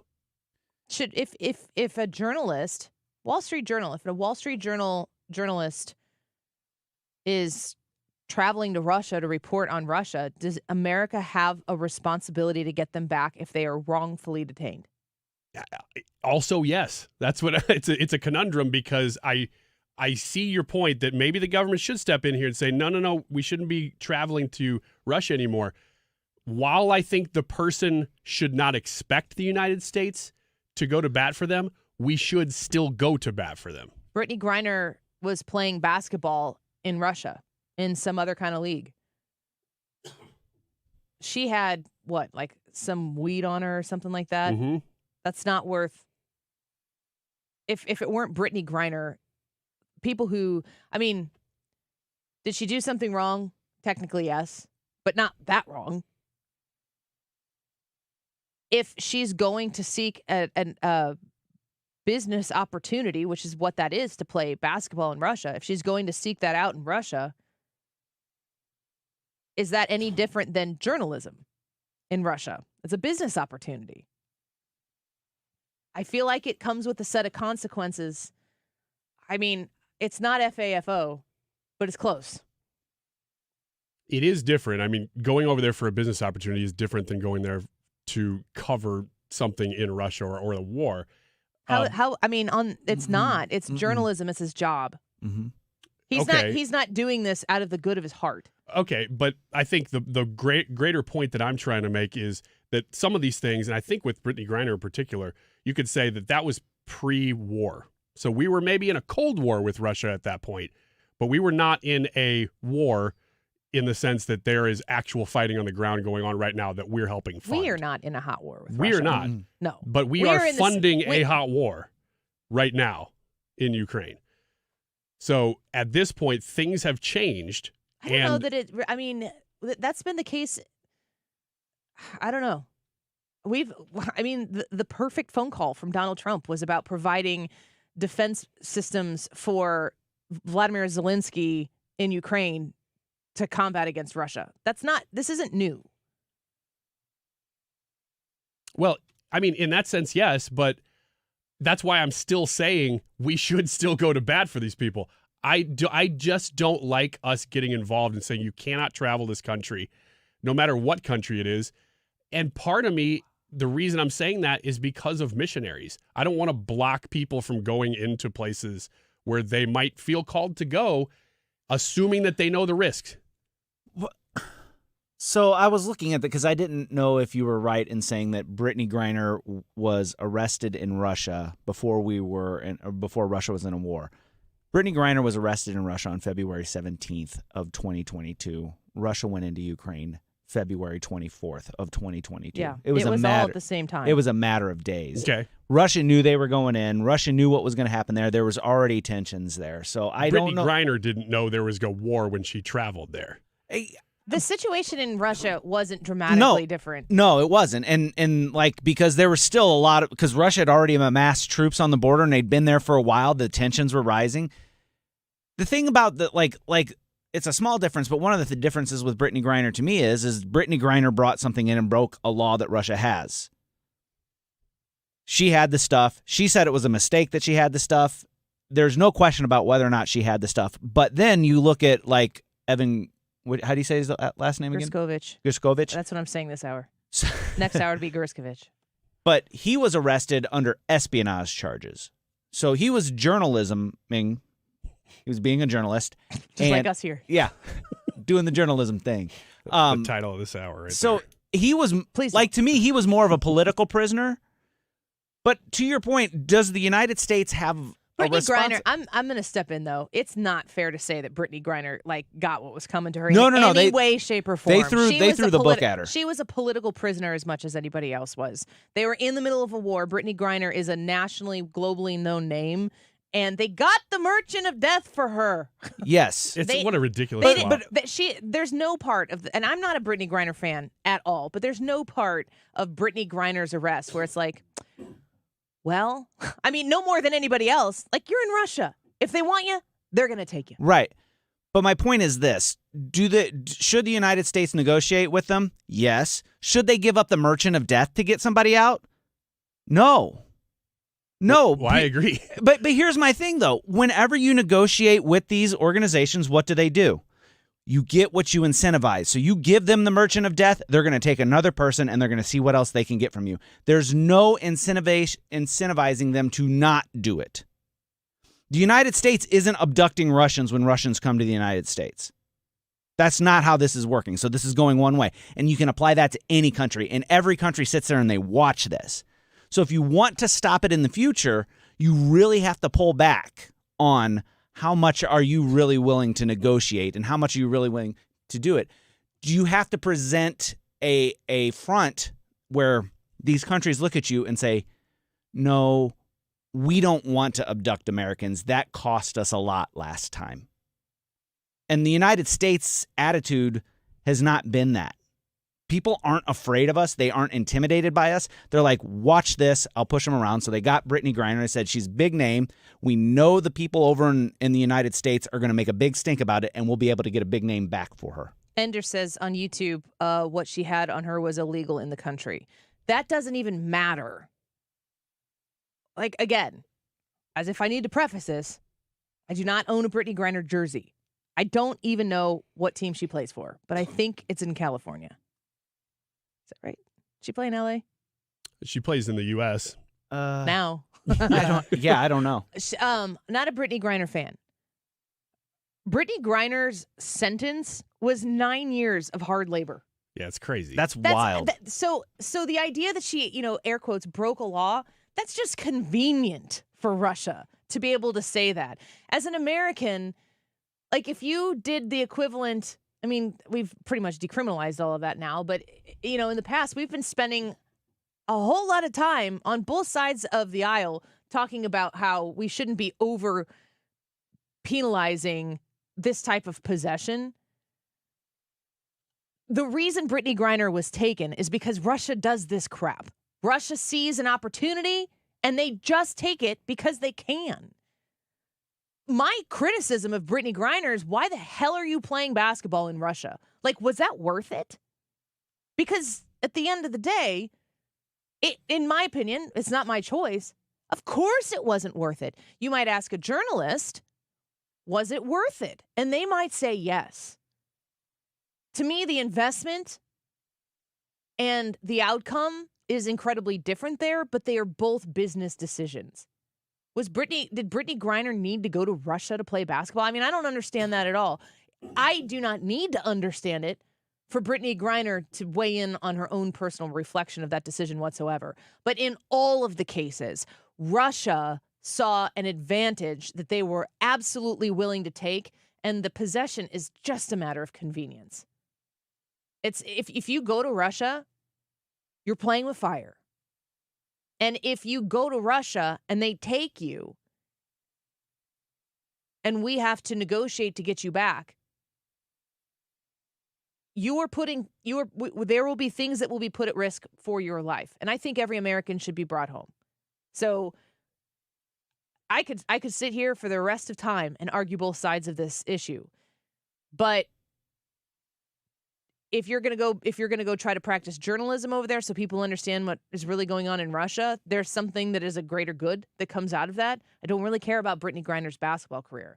But I also don't think that she deserves 9 years of hard labor in a Russian prison because they found something on her while she was over there playing basketball. You know, my understanding is Britney Griner and Gršković both had permission to be there and work until Russia was like, we got a better plan for these guys. And then they just took them. And then the United States has to do what the United States has to do to get them back. And every time this happens, to Brad's point, to the larger point, we are saying there's a great value to possessing an American citizen. Or, you know, the green card holder. We fought to get them back too, as we should. Yeah. I mean, I completely agree. It is a tough debate because if the U.S. government came out tomorrow and said, you cannot go to Russia anymore, I don't know that I would fight it that hard. It's just that I would have, it's kind of the libertarian instinct of saying, you know what, if you choose to do that, while it's on you, we still will go to bat for you, but you got to know what you're stepping into. And in the Paul Whelan scenario, it was like almost 6 years or something that he was over there. So during the Britney Griner exchange, they were like, what about Paul? What about Paul? What about Paul? U.S. Marine. Why are we not getting him back? He had to sit and watch this happen. And thank God he's alive today to be able to come back. Now they're listing other people who are being held in Russia that aren't part of this deal, who now have to sit and wait for how long, living what kind of existence. It's a really, really tough situation. And, you know, when I heard Ari Fleischer say that Congress should pass a law that you're not allowed to travel to Russia, I was like, what? That seems like a pretty dramatic step to me. But I also think that there is a reality that we all have to acknowledge that says, if you go there and something happens, you should have seen that coming. We've got a lot of people on the YouTube chat talking about other athletes who've gone and played in Russia and not had any problem. Okay, fine. But are you gonna be captured by Russia if you go play in Europe? Probably not. I mean, you can play the odds, you can take the risk. Everything has risks. That's just a really, really high risk. Yeah. For what kind of reward? I don't know. Yeah, I don't know if you're going to go do journalism and Emmanuel Macron's going to keep you in France. Like, I don't think the risk is as high. You got to know that if you go into Russia, you could become a bargaining chip for Vladimir Putin. Not only is it a high risk for you because you're going to be going to a Russian prison, but now you're putting the United States and your entire country and all of us in a worse position. Well, I mean, yes. But the high risk is that America says, no, we can't do it. That's the personal risk. I don't think you go to Russia and go, well, I was going to do it and I didn't care about being in prison, but I don't want the United States to be put out. Like, I mean, it is a collateral damage, of course. But you're absolutely running the risk. I mean, you could die there. What was the individual's name in North Korea? It wasn't Charlie, was it? There was that young man who was captured in North Korea. And yeah, I remember the story. Trump was trying to get him home so bad, and they figured out that they were going to be able to do it by the time they got him back. Was it Otto Warmbier? Otto Warmbier. Otto yes, Warmbier, yeah. yes. And Mike Pompeo talks about that story in his book, which I encourage you to read. you run the risk of being in a state. I mean, that's North Korea. They're their own kind of nuts. I don't want to say that and get captured. They're totally great. Wait, my computer just went down. Rocket Man, the best Rocket Man there ever was. Let's take a quick break. Go vote in the YouTube poll. Let's talk about that when we come back. Can Kamala Harris win the presidency? Yes or no? We need to know what you think. So if you hang out with us here and leave us a comment after you vote, we will tell you at 2:45 or 2:55, I should say, what the results are. Doug said yes, absolutely, 100 yes, and she probably will. Ooh, man. Jackie says yes. That's scary to think about, but it is a possibility. What do you think? Let us know. We'll be right back. This is the Annie Fry Show. Follow Annie on Twitter @AnnieFryShow.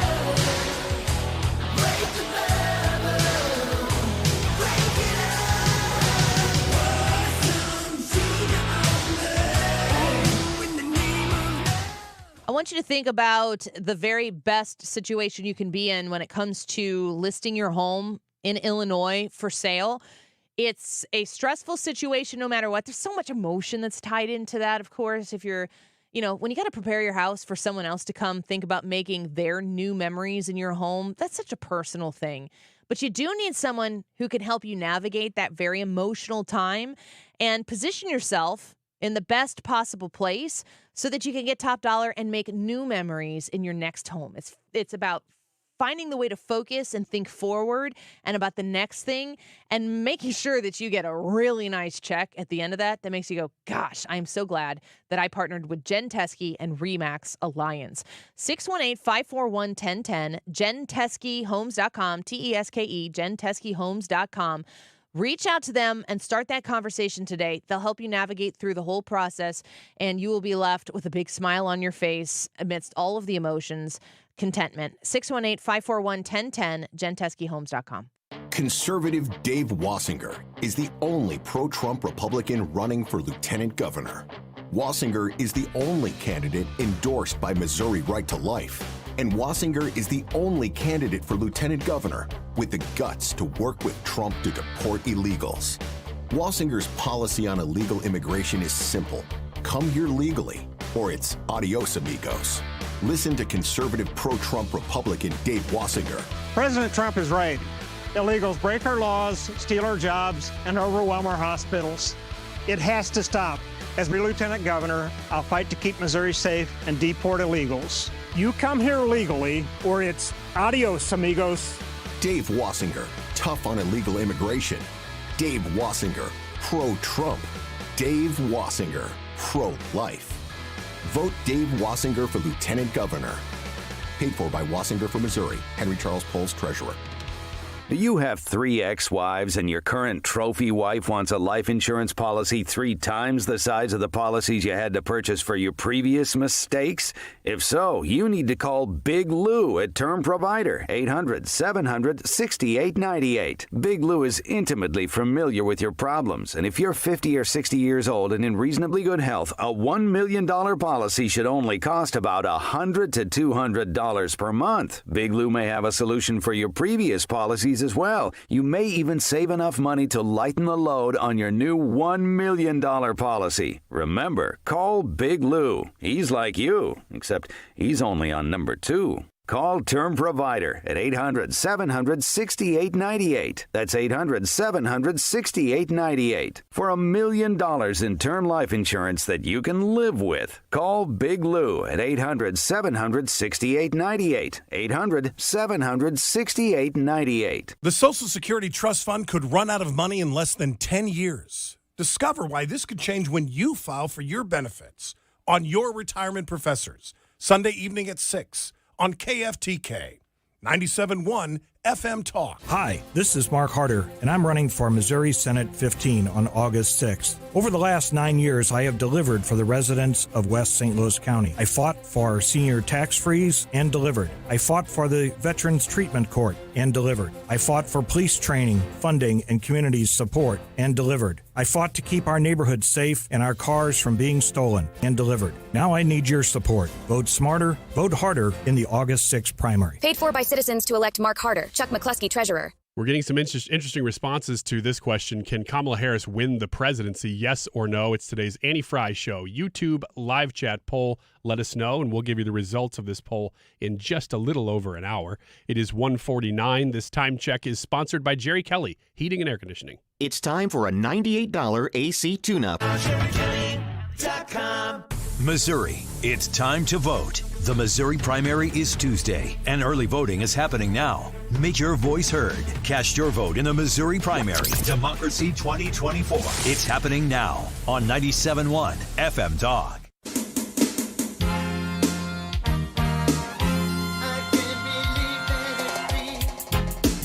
This is the Annie Fry Show.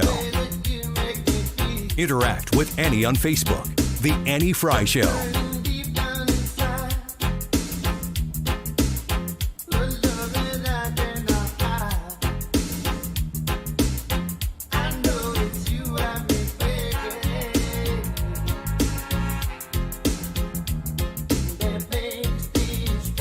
That he will weaponize the Department of Justice against his political enemies. That he will round up peaceful protesters and throw them out of our country. And even, quote, terminate the United States Constitution. Gosh, what would that look like? Hard to imagine. I can't even imagine. Well, wait a second. Let's go to yesterday. I can't imagine somebody, if he started suppressing free speech, for instance, or persecuting his political opponents, They weaponize the Justice Department against his enemies. Just throw out the Constitution. We're done. You can't do that. I always say that we're not as stupid as they need us to be. We're going to find out in November. Don't say that. YouTube poll I don't today. want to find out. Can Kamala Harris win the presidency? Yes or no? What if we find out that we aren't as stupid? Can she win? What if we're so stupid that we say no and then she wins? I don't get it. I don't either. I'm disappointed in the fact that she could win the presidency because she has zero policies that are Biden-Harris policies are not among anything that Americans are worried about right now.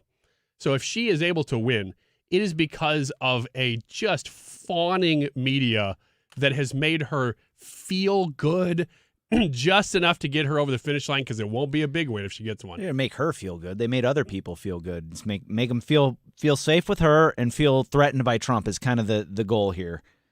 Can she win?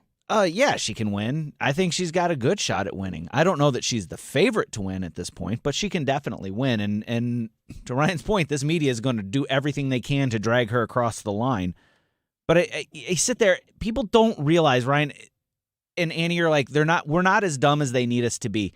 And I don't think it's dumb that will drag her across the line. I don't think it'll be Americans being fooled by her. I think if she wins, it will be because people just hate Donald Trump that much.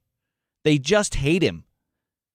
They never hated him before he ran for office. He ran for office. The media did a hit job on him, and it is stuck, and people believe he is everything that they said he was. And then he does something, and they're like, oh, see, that's him doing it. That's him doing the thing. They completely ignore anything good that he does. They'll take whatever clip they can, put it out of context, and just reinforce that image that they've created of him. It's not because people are stupid. It's because they will vote against their own image to feel good about themselves. Now, you might say that's dumb, but I don't think that matters.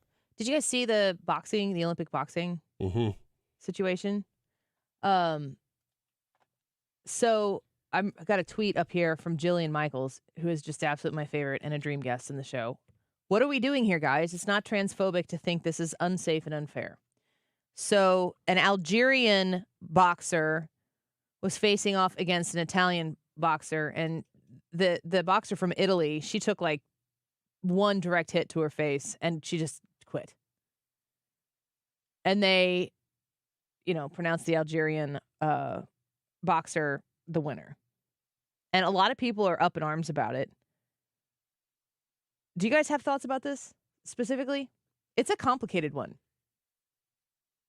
It's such a I'll tell you one thing that I had not really thought about until we started saying Algerian versus Italian. This is not just an American problem. This is a problem everywhere, and we talk about it like it's an American problem. But a little bit off the point, but the UK has outlawed this kind of thing for minors. The surgeries that we're debating have already been outlawed in the UK. She's not transgender. Oh, she's not. She's not. Then I misunderstood the headline. She has failed tests before, but she is not she does not say she's transgender. She's never been made out to be transgender. The fact that she's failed the test before, that's the substance here. Mm-hmm. Okay.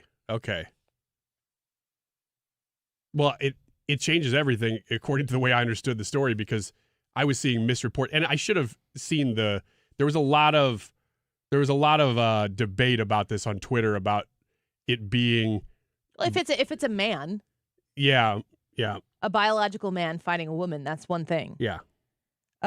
I don't know if I'm saying this right. Amani Khalif of Algeria defeated Angelina Cerini of Italy after Cerini quit 46 seconds into the match. She stopped the fight only after a few punches were exchanged. She avoided the handshake and then fell to the floor in tears. Khalif's participation in Olympic women's boxing has been scrutinized in recent days after reports surfaced that she and another boxer, Lin Yu-ting of Taiwan, failed to meet gender eligibility tests at the Women's World Boxing Championships in New Delhi last year. At the time, sporting officials alleged that the boxers failed an unspecified test because they had male chromosomes. But that's not how the Olympics have identified it right now. So it's just like in flux. So the Olympic policy isn't clear? Is that what's being debated? They're saying that a year ago, at the time, sporting officials alleged that the boxers failed an unspecified test because they had male chromosomes. Why is it that we don't just run it why is that not part of the Olympic in order to qualify to box, especially of all things boxing? To compete, but they are not known to be they're not like I'm here representing the transgender community.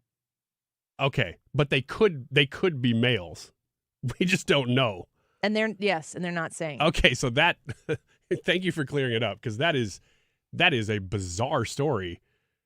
It does seem as if that would be one sport you would want to make sure. Like, if two people are going to get into physical an arena strength and just punch each other, you know what? Let's make sure that somebody doesn't have a distinct advantage here to absolutely destroy the other. 25 has always competed as a woman, including during the Tokyo Olympics, and there's no indication that she identifies as transgender or intersex, the latter referring to people born with reproductive organs that do not fit into the male or female gender binary.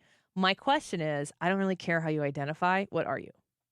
That's a great question. Mm-hmm. And I mean, go on and identify however you want. Live your life. Yeah. But regarding this, what are you? It seems like you are asking an Olympic question. Yeah. On behalf of the boxer Cerini, who fought really hard, literally, to get there. It's wild. Let's take a quick break. We'll be right back.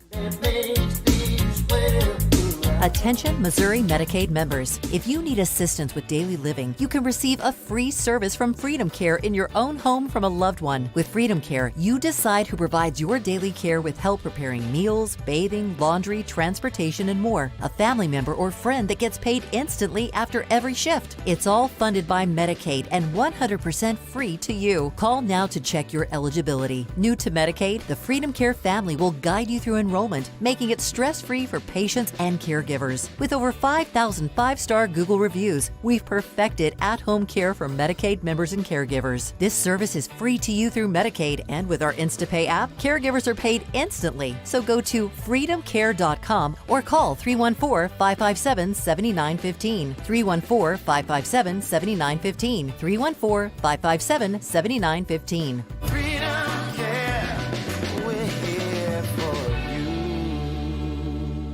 Joe Biden and the radical left opened our borders. They sent border wall materials to the scrapyard and let in more than 7 million illegal immigrants. Why? They think they're importing future Democrat voters, changing our elections forever. Mary Elizabeth Coleman is fighting back. She's a conservative mom on a mission, running for Secretary of State to save the integrity of our elections. Here's Mary Elizabeth Coleman.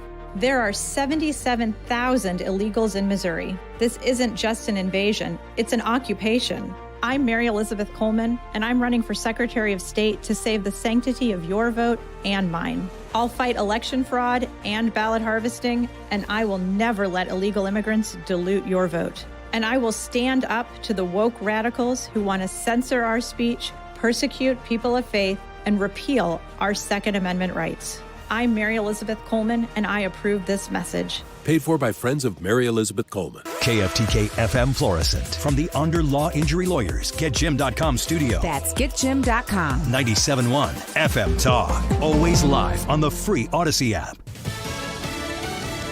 6 countries, 24 prisoners. I'm Lisa Brady, Fox News, and 3 Americans on their way home in a prisoner swap with Russia that included a former Marine and an American journalist. President Biden spoke from the White House, standing next to many of the family members of those wrongfully detained in Russia. 4 American citizens or green card holders were released, including Wall Street Journal reporter Evan Gershkovich and Paul Whelan.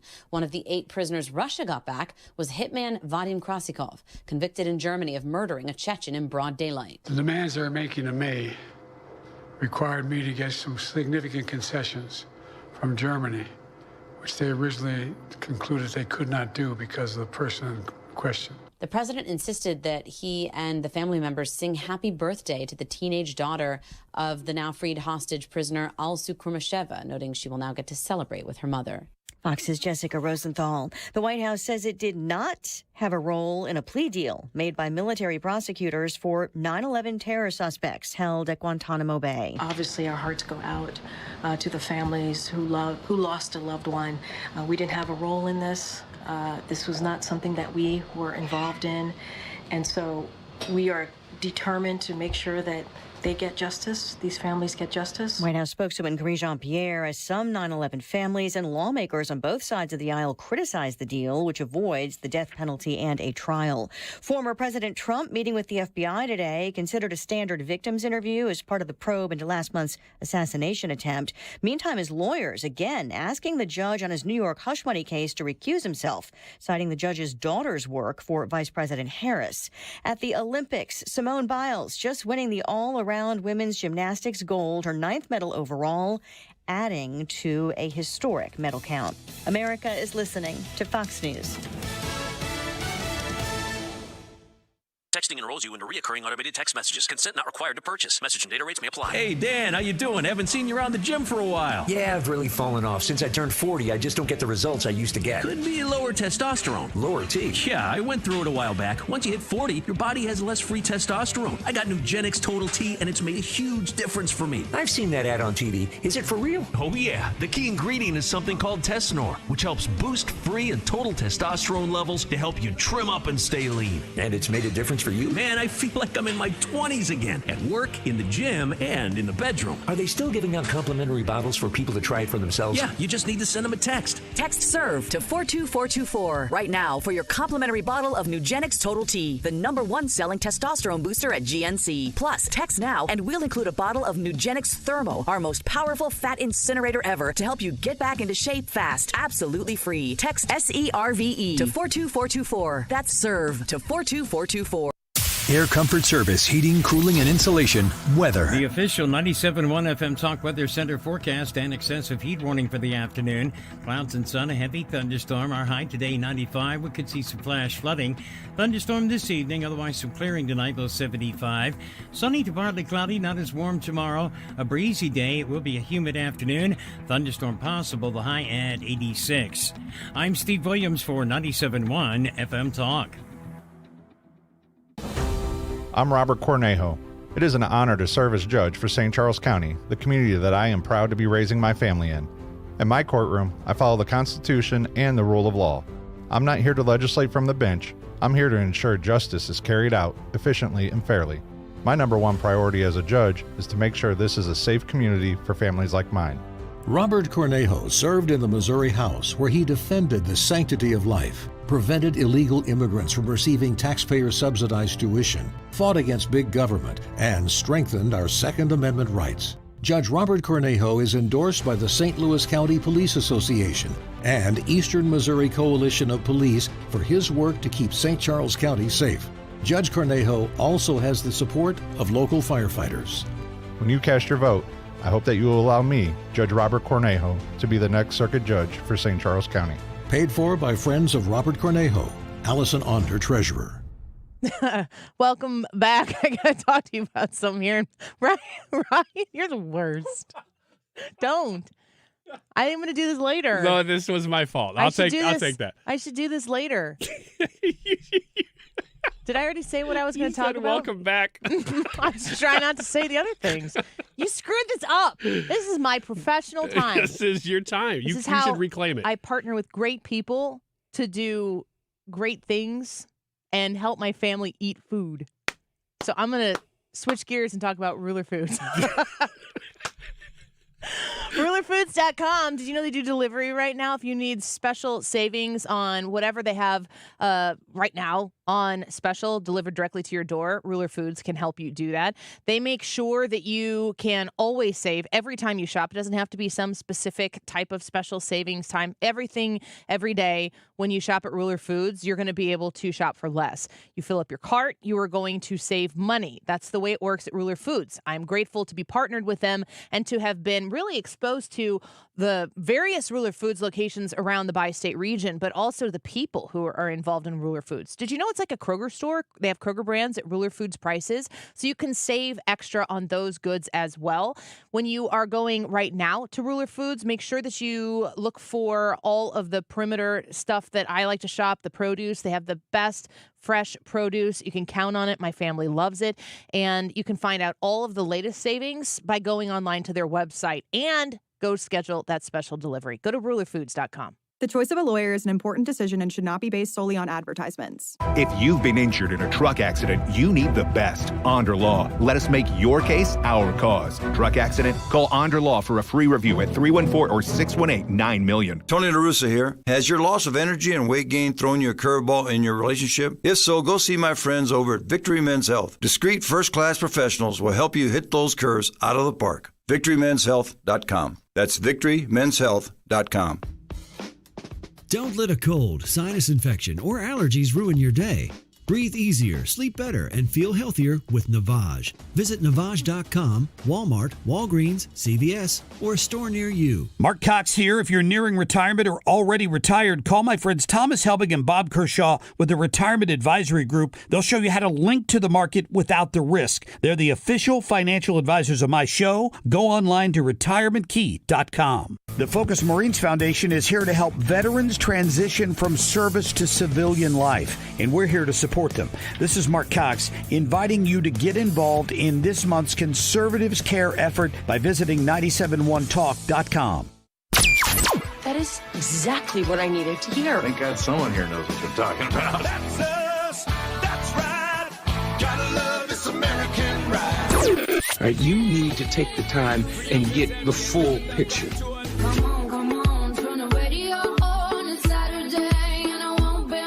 Don't get me wrong, I love the ladies. I mean, they rev my engine, but they don't belong in the newsroom. It is Anchor Man, not Anchor Lady. What do you want from me? I'm not America's sweetheart. Goodness sake, kid. Keep your voice down. Your father's listening to the radio. I'm not America's sweetheart. This is the Annie Fry Show. Welcome back to the Annie Fry Show. Glad to be with you this afternoon. Can Kamala Harris win the presidency? Yes or no? That's the poll for today. Ryan, you are off mic. I am on now, and Let's do this one on the record. Okay, on the record, Mm-hmm. yes, I do believe she can win the presidency. Brad? Yes, I do believe she can win. Yes, I'm a yes as well. Kate says, can she? Yes. Will she? Praying not.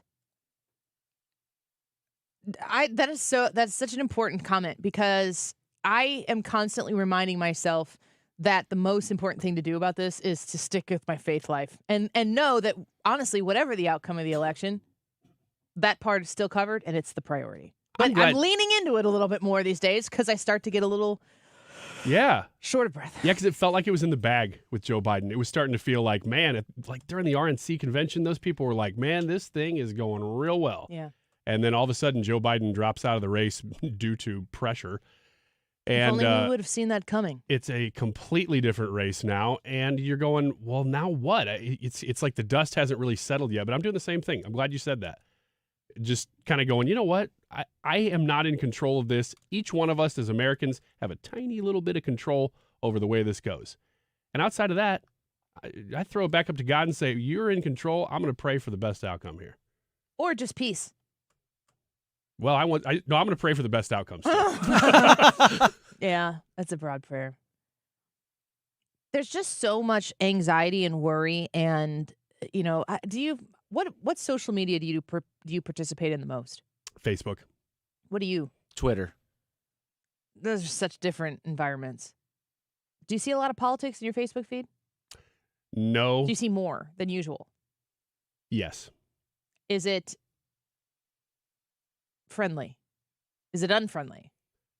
For the most part, it's friendly. I would say more than anything, it's exactly what we were just talking about. There's kind of a spiritual bent to it where it might be around current events, but it's more like God's in control. Haven't we all purged our Facebook feeds of the people who we can't stand to see anymore? To an extent, but don't you leave a couple people who you completely disagree with or that their posts drive you crazy just because? Because I have. No. Oh, I have. No, the more I love you, the more likely I am to unfollow you so that I keep loving you.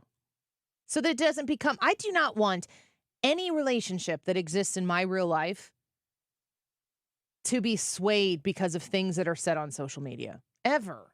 If you are a friend of mine or you're a family member of mine and you are apt to share things on social media, I am never going to engage those things. Because if I am, I will have the human decency to do it in person. I'm a little bit behind the eight ball in being public about all of my thoughts and opinions on whatever is the whim of the moment, but of course, news and politics. And there are people who have been in my own family who have, out of the blue, like come and thrown punches at me in comment sections of things that have nothing to do with anything. And I'm that's tough. I'm like, what's going on here? You and I have never had a person-to-person conversation about this issue ever, and here we are. Bye. That is tough because if it wasn't about the topic at all, that means something was just seething. They just wait. Oh, I gotta get this off my chest. I know this post was about Easter, but I'm gonna tell you about Trump or whatever. Yeah. Most of the people that I have, now that you say that, it does make me realize most of the people that I've left on my feed who post kind of radical things, whether they be, it's not just like leftist radical, but just really inflammatory kind of stuff, which typically isn't the medium for Facebook. I've left them because I'm not that close to them. They're people that I've known, like one person I was randomly in a fantasy baseball league with or whatever. I thought you were just going to say a fantasy with, but that's different. These people that I have dreams about all the time. I just leave them. But these aren't people that I'm encountering regularly in real life. It's like, why am I entertaining this? No, that's why I entertain it, is because I don't have to see them in real life. So So you leave those people? I leave those people because it's distant and it's like, oh, okay, I'm getting a little view into what's going on. Doesn't it take 20 seconds of your day and make you go, oh? No, it doesn't make me groan. It makes me realize I want to see opposing opinions. I want to see where people are at. And if I don't have to encounter them daily and you have to seek them out? And on Facebook I do. Oh, man. I just don't.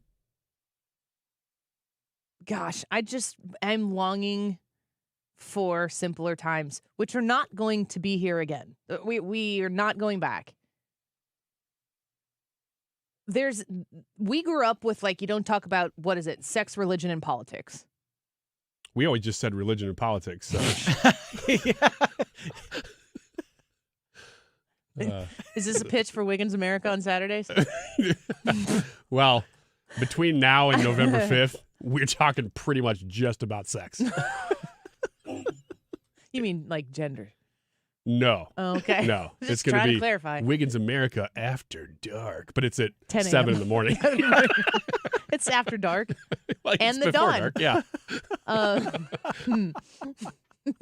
yeah. Wiggins America Before Dark. Before dark. It's just like an estate sale listing. It's just Loveline. It's like the grosser, weirdest things you can come up with. Just call in. Let us know. I don't.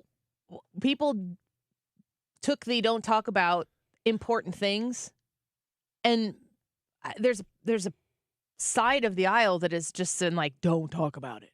And the other side won't shut up about it.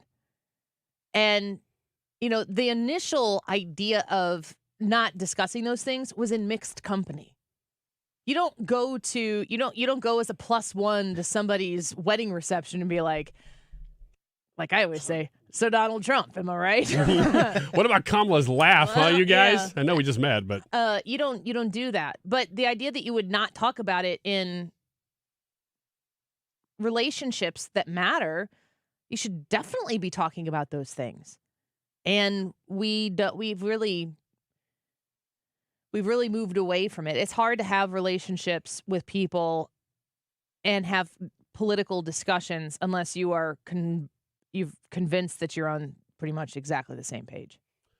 when somebody says politically to you, and maybe you know them a little bit, maybe you're not really close with them, but they say something like, they're all crazy. We need to vote them all out of office. Do you think there's a political lean to that? Like, do you automatically assume, No, I think it's ignorance. And this is where I always come back to there are 538 people in Congress. Name 10. Yeah. I mean, yeah. You probably could. Yeah. We probably could. But most people probably couldn't. I mean, think about that. How many people in Congress can you actually name? So you don't know how, quote, everybody is crooked. They're all corrupt. You don't know that. They aren't all corrupt. I think that the longer you spend there, the more resilient you have to be to not give in to it. But it's just a cop-out.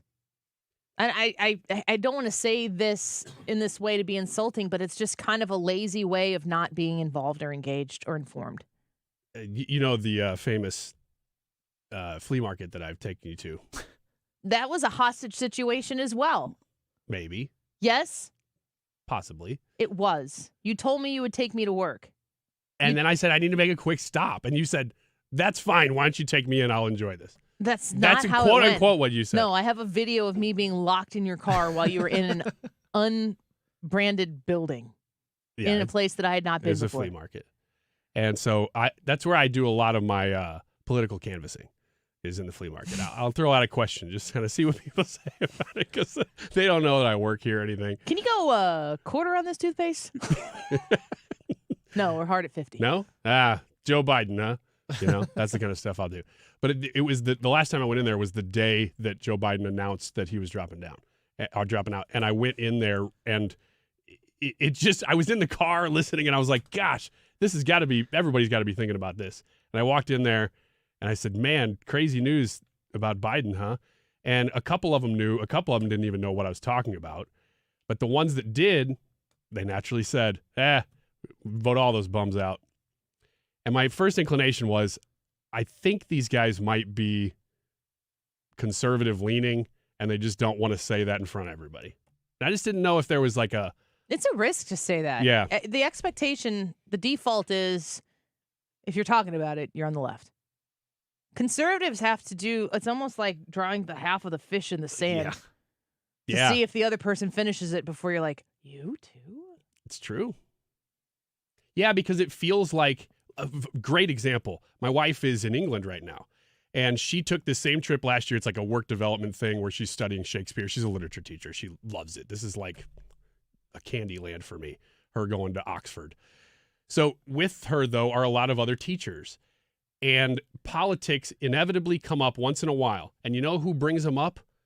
The crazy leftist who's there. Because there is they think that everybody's going to agree. Exactly. And my wife's throw it sitting out there there going, and someone's like, mm-mm. And then it's like, are you don't agree? Exactly. And it drives me crazy. I think it drives her crazy a little bit, but she's just like, she kind of brushes it off and just doesn't do anything. But that's the majority of them. And there might be people on the left there who do agree with that, but they're not bringing that up. Why is it that's that super far left faction? Because the left is vocal about it everywhere. You can't, I mean, it is the virtue signaling thing. You can't, there are a billion different ways that you can signal to people that you're on the left, and you're, by virtue of being on the left, required to do it. You know how you signal to people that you're on the right? You put a flag out in front of your house. There are people who are actually alleging that those who fly American flags, those are the conservatives on the right. Okay, I got a flag out of my house. So and I right. happen to be conservative. So, I mean, it is what it is. But, I mean, you don't. You can have subtle nods to the fact that you're on a conservative side, but most people are thinking to themselves, it's not worth it to put it out there. I'm not going to change. They're not going to change my mind. I'm not scared of opening my mind to the leftist ideology on whatever the topic at hand is. I'm not going to change my mind, but I don't want to deal with it. The other side is very aggressive. I've seen people on the right become very aggressive about it. I know people on the right who can't stop talking about it. And I, as somebody who is solidly positioned on the right, am not one of those people in my private life. I don't post on social media like my Facebook page or my personal Instagram page, which I think I still have. I don't know. It's not about politics. And it's never going to be. I mean, every once in a while, if something breaks through, it might be, oh, they tried to shoot and kill Donald Trump. That might poke me through to bringing that into my timeline. And if people don't like it, bye. Because I'm subjected everywhere I go to other people's views on these things all of the time. And if I take one day out of a year to say something about me politically, not about you, I'm not here telling you what you need to do, but you better believe that I have the right to say where I am. I wish more conservatives would feel comfortable doing that, but I completely understand why they don't. I really do think there's a difference, though, between the far left person and the far right person. Because while both of them probably are seeing things through the eyes of politics all the time, if my wife were on this trip and she opened up a conversation with, man, I'll tell you what, Trump's doing a lot of good stuff out there. Even if it wasn't like an inflammatory statement, it was about Trump and it was positive. Man, she would get barked down.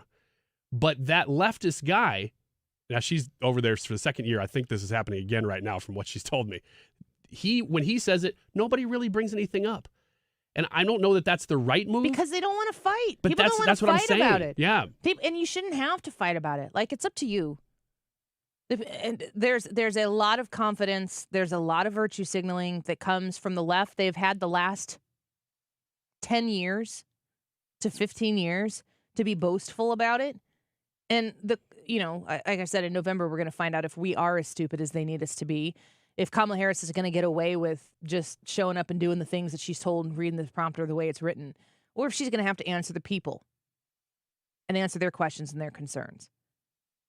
But the left has been in a position to be boastful and aggressive about their perspectives. If your perspective is the counter opposite of mine, that is valid. I'm not here to say that you don't get to have that perspective, but you don't get to have an individual voice that is greater than mine. And when I choose to not engage on a personal level, of course, this show makes it a little more complicated.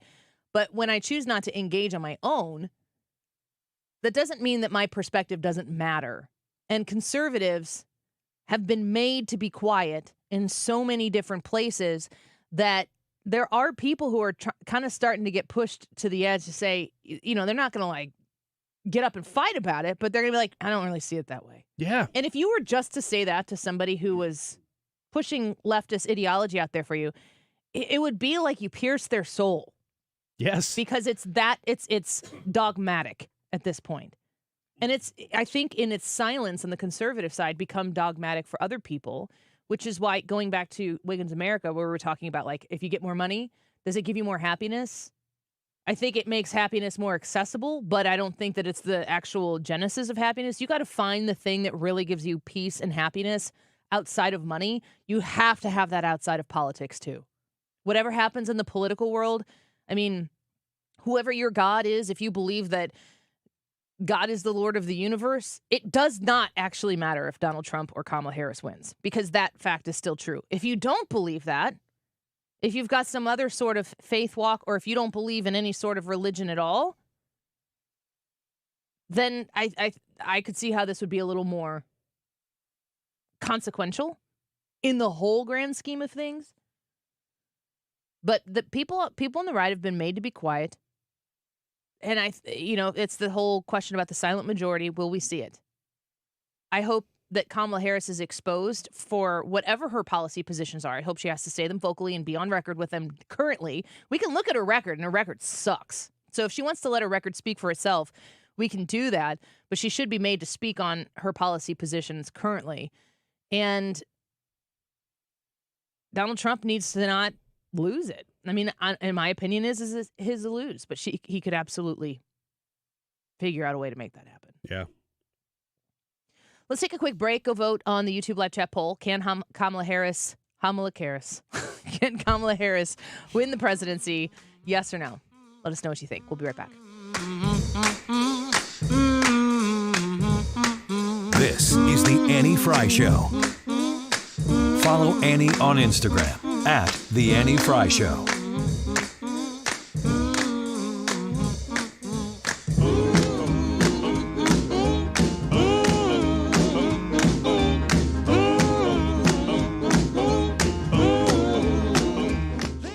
AirComfortService.com, they have a new free home safety package that you can check out, and I encourage you to do this. 314-513-0091. I have been working with Corey Malone and the staff at Air Comfort Service for years. I have been a customer of theirs on multiple occasions for years. I stand by all of the service and the equipment that they've provided me in my home, and they have squarely kept us comfortably in our comfort zone. If you're in the market for a new air conditioner or a new HVAC system, they are the company that you want to install that equipment. They will treat your home with respect, and you will be very glad that you have them to answer any questions, to explain everything, and to leave the place better than they initially found it. They do impeccable work, and they also include with new HVAC system installations for free 1 year of maintenance and a free home safety package that's worth almost $800. Their home safety package includes 4 accessories to protect your home and make it more comfortable and worry-free. Reach out to Air Comfort Service to talk to them about this today. 314-513-0091, aircomfortservice.com. Summer is here, which means pool days, beach trips, and yeah, you guessed it, traffic jams. Oh yeah, and heat waves. Don't let summer catch you by surprise. Get the local news you need, no matter what you're up to, with the free Odyssey app. And never miss a beat with alerts on breaking stories sent directly to your phone. Listen today on the free Odyssey app. That's AUDACY. A weak White House, an invasion of illegals, and the woke mob attacking our values. That's what Phil Cristofanelli is fighting for Missouri's future. He supported sending the National Guard to secure the southern border. He defunded sanctuary cities. And Phil Cristofanelli backs the blue to keep our neighborhoods safe from gangs, fentanyl, and human traffickers. He's been named one of Missouri's most conservative legislators year after year. Cristofanelli stands up to the radical left and weak-kneed Republicans. Pro-life, he helped pass one of the nation's strongest anti-abortion laws and defunded Planned Parenthood. Pro-Second Amendment, he stood up for our gun owners and constitutional rights. And Cristofanelli is keeping men out of girls' sports and locker rooms. Phil Cristofanelli, an unwavering conservative for state senate. Paid for by friends of Phil Cristofanelli, Dan Raker's treasurer. By now, you've heard Adam Schnelting's false attack ads. Don't buy his lies. Adam Schnelting says he opposes the transgender agenda, but he's trying to conceal the truth. Schnelting has received more than $71,000 from liberal trial lawyers. Those same trial lawyers supporting Schnelting also gave over $100,000 to a liberal group that supports men playing girls' sports, supports men using girls' bathrooms, and even supports gender mutilation surgeries for minors. To make matters worse, Adam Schnelting says he supports our gun rights, but he's received thousands from leading anti-gun lawyers that filed a massive lawsuit against gun makers and gun owners. But that's not all. These liberal lawyers don't just fund Adam Schnelting's campaign, their anti-gun lawsuits, or the transgender movement. They've also been leading funders of Hillary Clinton, Barack Obama, and even the Joe Biden-Kamala Harris ticket. Adam Schnelting. With friends like that, conservatives just can't trust him. On August 6th, don't forget Adam Schnelting. He's loved by liberals, and he lies like one too. Gladius PAC is responsible for the content of this advertising, paid for by Gladius PAC, and is not authorized by any candidate or candidates committee. What's your favorite 4-letter word? Chances are you've said it more than a few times dealing with this crazy world we live in. But at Compass Retirement Solutions, our 4-letter word of choice is hope. Hope for a better tomorrow. and hope that your retirement plans don't take a back seat. You've watched inflation soar, and maybe your retirement future feels a little uncertain right now. But all hope is not lost. Find out exactly how much risk you're still taking with your investments. Find out how you may be able to save big on taxes. And find out how having a written retirement plan just might give you the hope you've been looking for. Call today to set up a meeting. 314-373-1598. That's 314-373-1598. Compass Retirement Solutions. 314-373-1598. Firm offers insurance services but does not provide tax advice. Investments and services offered through Compass Retirement Group, a registered investment advisory firm in Missouri and Illinois. Investing involves risk, including the potential loss of principal. Help if you want to sell your home as is. Help doesn't matter the condition it's in. Help if you want a simple sale with no agency fees. Claiming groups got you covered, no contingency. House a mess, roof damage, bad taxes, that's all okay. Make sure you remember to call Claiming Real Estate. Let us help you. ClaimingGroup.com. KLAMEN Group.com. You're listening to the Annie Fry Show live from the Air Comfort Service Heating, Cooling, and Insulation Studio. Air Comfort Service is proud to support Greater St. Louis Honor Flight. Sign your veteran up for the Honor Flight today at gsLHonorFlight.org. And for heating services, visit aircomfortservice.com. If you use a smart speaker, you can listen to 97.1 easier than ever. Just tell it to play 97.1 FM Talk. Or download the Odyssey app for your phone and stream the station whenever, wherever.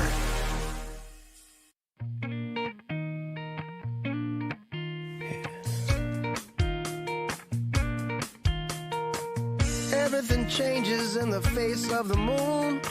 Nighttime's here and you're in for This is the Annie Fry Show. Interact with Annie on Facebook. The Annie Fry Show.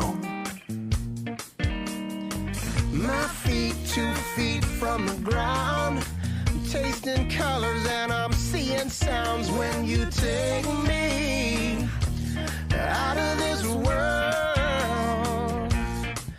Well, I count my blessings and hug my luck like an old brass penny with 2 heads up. It's alright if you're late. I just hope that you find your way soon. Shine down, light it up. Welcome back to the Annie Fry Show. Gosh, I've got all these like 7 signs that you're blah blah, and they're all stupid. Well, then we probably would pass that test, right? No? Well, are you protecting me? Yes. It's my care and compassion for you, Ryan Wiggins. Thank you. 7 signs that you're much smarter than the average person. All right, let's do it. Who in here is the most average person? Brad. Okay. All right. I'll take it. I don't mean that negatively. No. I really don't. And I could have really gone in on that. I don't. No, Brad's not. I don't know about average, but he's the most normal. Yeah. And is average and normal the same? It's not. No, they're not. You're pretty average, but you're not normal. I hear that, and I accept that. My parents would probably say that. No. They think you're super. Yeah. Well, that's true. Mm-hmm. They don't think I'm average. No. They think I'm great. Yeah, they should. They're your parents. Yeah. Mm-hmm. Brad's parents think I'm great, too. I bet they do. My parents think you're great. You know, I've never asked my parents about them. Let's call them. Let's call everybody's parents. Ask them who their my mom favorite on right the now. show is. Tell me about Ryan Wiggins. Yeah. What do you think? Average, Average or super? Embracing the unfamiliar, a common characteristic among those who are smarter than average, is their openness to new experiences. Okay. You? Yeah, pretty open. Are you open to new experiences? Yeah, I'm open to new experiences. Not. Especially in college. It's a lot of experimentation. Oh, no. So you're wondering how I got here. They don't shy away from the unknown. Rather, they use it as a platform to broaden their horizons. I don't know. I guess I'm kind of like that in some ways, but completely not in others. There are things that I feel like in life I figured out. And then there are other places where I'm always trying to try something new, like with the show or with my career. Mm-hmm. Like, what else can we do? Let's go there and fail forward. But I don't want to try any new foods. I'm good with the ones that I eat. You, on the other hand. Oh, I'll eat anything. What did you bring me back from Japan? Those were volcanic sulfur cooked eggs. Why the hell did Quail you think? eggs. Why? There's no instance. Did you really think I'd be like, I'll try them? Well, it's just an egg. No, it's just cooked differently. Okay, politician. I see what you're doing. You're not answering the question. I asked you a direct question. Did you really think when you brought those back to give to me that I would be like, yeah, I'll try that? Based on this conversation? Nope. What you knew when you were in Japan. Did you think? I really think Annie would enjoy these. What I thought was. That's not an answer. This will be great show material because she'll probably say no to this. And then I'll get to make fun of her because it is literally just an egg, Annie. And so that was for me. Mm-hmm. I still eat those. You know why? Because you're not the only one who said no. I think every single person in this office said no to that except for Brad. How many gifts did you give people that in a roundabout way ended up being gifts for yourself? Almost all of them. Some of the Kit Kats Kim St. Ange ate. But other than that. What were those? Those were weird too. They were green. They were green tea. There was a sake one. It was sake. That's sake, what it was. I think. Those were good. Pinkish. Those were good. No, they're not better than Kit Kats. No, just regular little Kit Kats. Good. Yeah, I think maybe Carl had one. I know that Kim St. Ange had one because she like really Carl liked would it. totally try that. But yeah, you're right about the eggs. I did not really expect for you to eat those. Not only would I not eat them, the thought of them right now is repulsive. I still eat them because I don't they're not something you want to get on a daily basis. But every now and then I'm like, oh, that looks good. They were cooked in a volcano, Annie. It's crazy. You still have them? Well, they're packaged, so they last. And? Yeah. And I still eat them. And they're quail eggs. They're They have not an even regular eggs. expiration date? No idea. It's written in Japanese. Oh, gosh.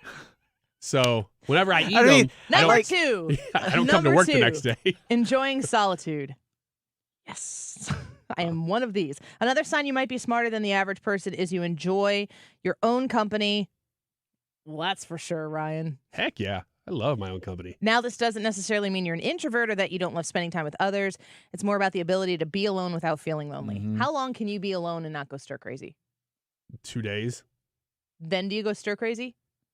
After 2 straight days by myself, If your whole family I want to see somebody. went on a week-long vacation and you were home by yourself, after 2 days, are you like, hey, Brad, let's go to the grill? I mean, not specifically that, but yes. Because it's Brad? No, because we don't go to the grill. We go to get sushi. We don't invite you based on rule number 1 of being smart. Yeah, I don't need sushi. But after 2 days, you need people. Yeah, I think so. Brad?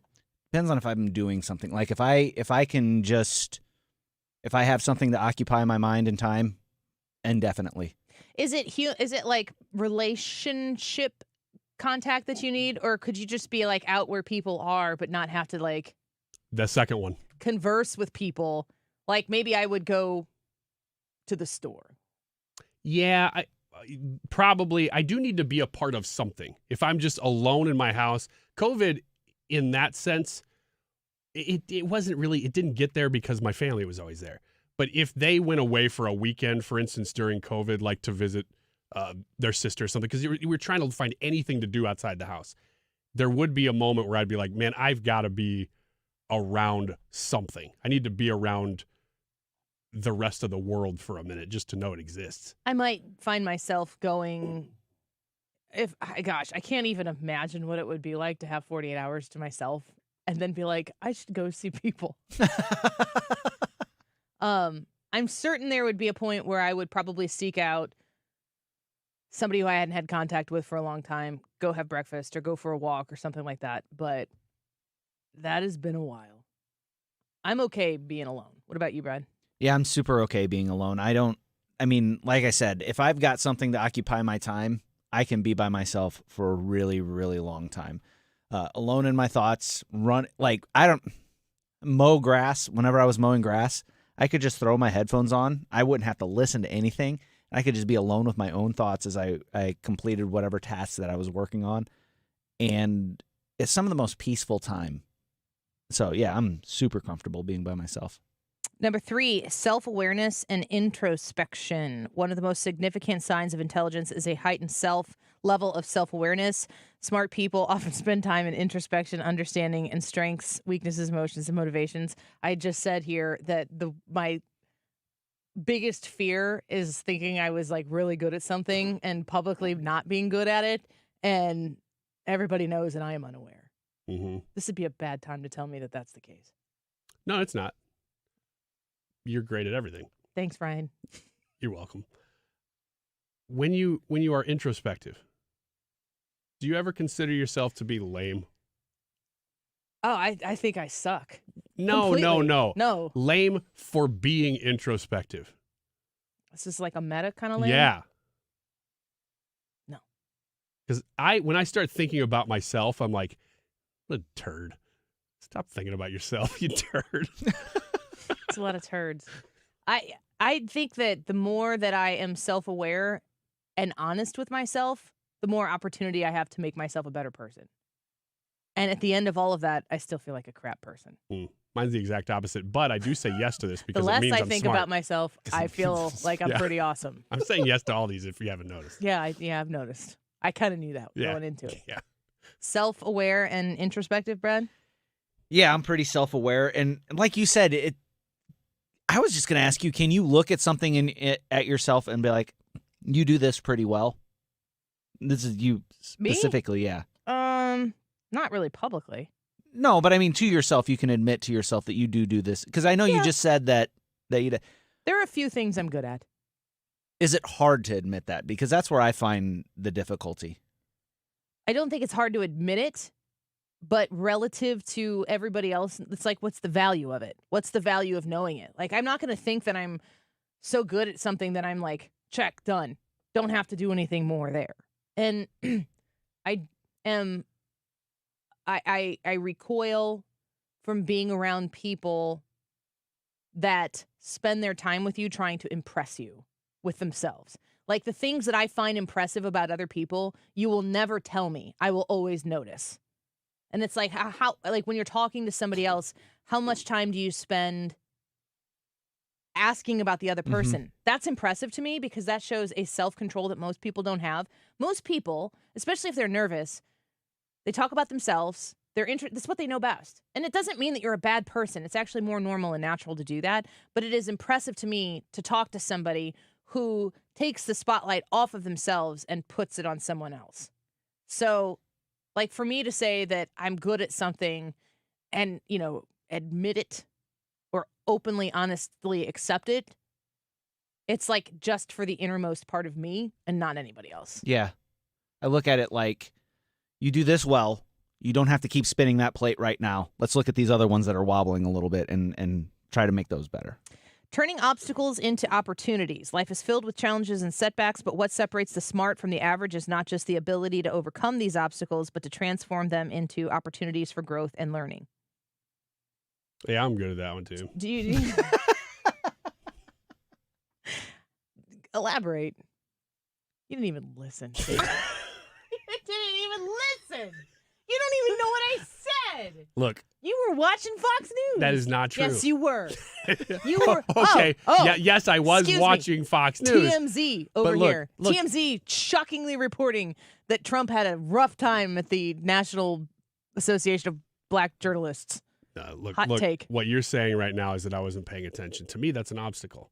But it's one that I am willing to overcome by saying that I was paying attention. It's maybe the most impressive thing you've ever done. Thank you. Thank you very much. I will be here until 3. Actually, like 2:57. 2:57. Maybe. Brad? I completely got lost on what we were talking about. That's right, you did. Yeah, because you distracted me. That's right. Do you find that that's right. Do you dwell on your obstacles? I don't like feeling unsettled. So when there's something that's kind of hanging out there, I've got to resolve it. When there's something kind of hanging out there, made you laugh, didn't it? No, I was laughing at Fox News behind you. Trey Gowdy's hair. To me, you laughing at something hanging out there is an obstacle. And so I'm just going to put that away. The obstacle to running the show is Ryan Wiggins. For me, my obstacles are ever present. Yeah, I know how that feels. Yeah. So you got a couple obstacles that are always there, huh? Always kind of with you. Just there. Did I say that Ryan Wiggins was the Donald Duck of the Annie Fry Show? No, or was it Goofy? I don't know. I don't remember this conversation at all. Maybe it was with I don't think you guys. I think it did was this on when my I was vacation. gone? No, I think maybe I said you were the goofy. I said you were the goofy of the Annie Fry show. Okay. Mm-hmm. As long as I'm not one of the princesses or something. Which is what I would have Don't worry about that, bud. I think that it's a superpower to be able to identify obstacles and just sprint past them, over them, or through them. And it's frustrating to me when, if you're working with somebody or working on something with somebody and something goes wrong and they just pause and dwell. It's like, okay, this is it. The reality is there's a problem here. What are we going to do to move past it? Like, let's just put all of our energy in that instead of whining and moaning about the thing that went awry. Because that doesn't change anything. In fact, it just wastes time. To me, obstacles are an opportunity. Yeah, shush. Seeking prosperity beyond wealth. If you believe that prosperity is about more than just accumulating wealth, you might be smarter than the average person. True prosperity comes from aligning our financial decisions with our deepest values and using money as a tool for positive change. Up until I've agreed with all these until this one. I want the wealth.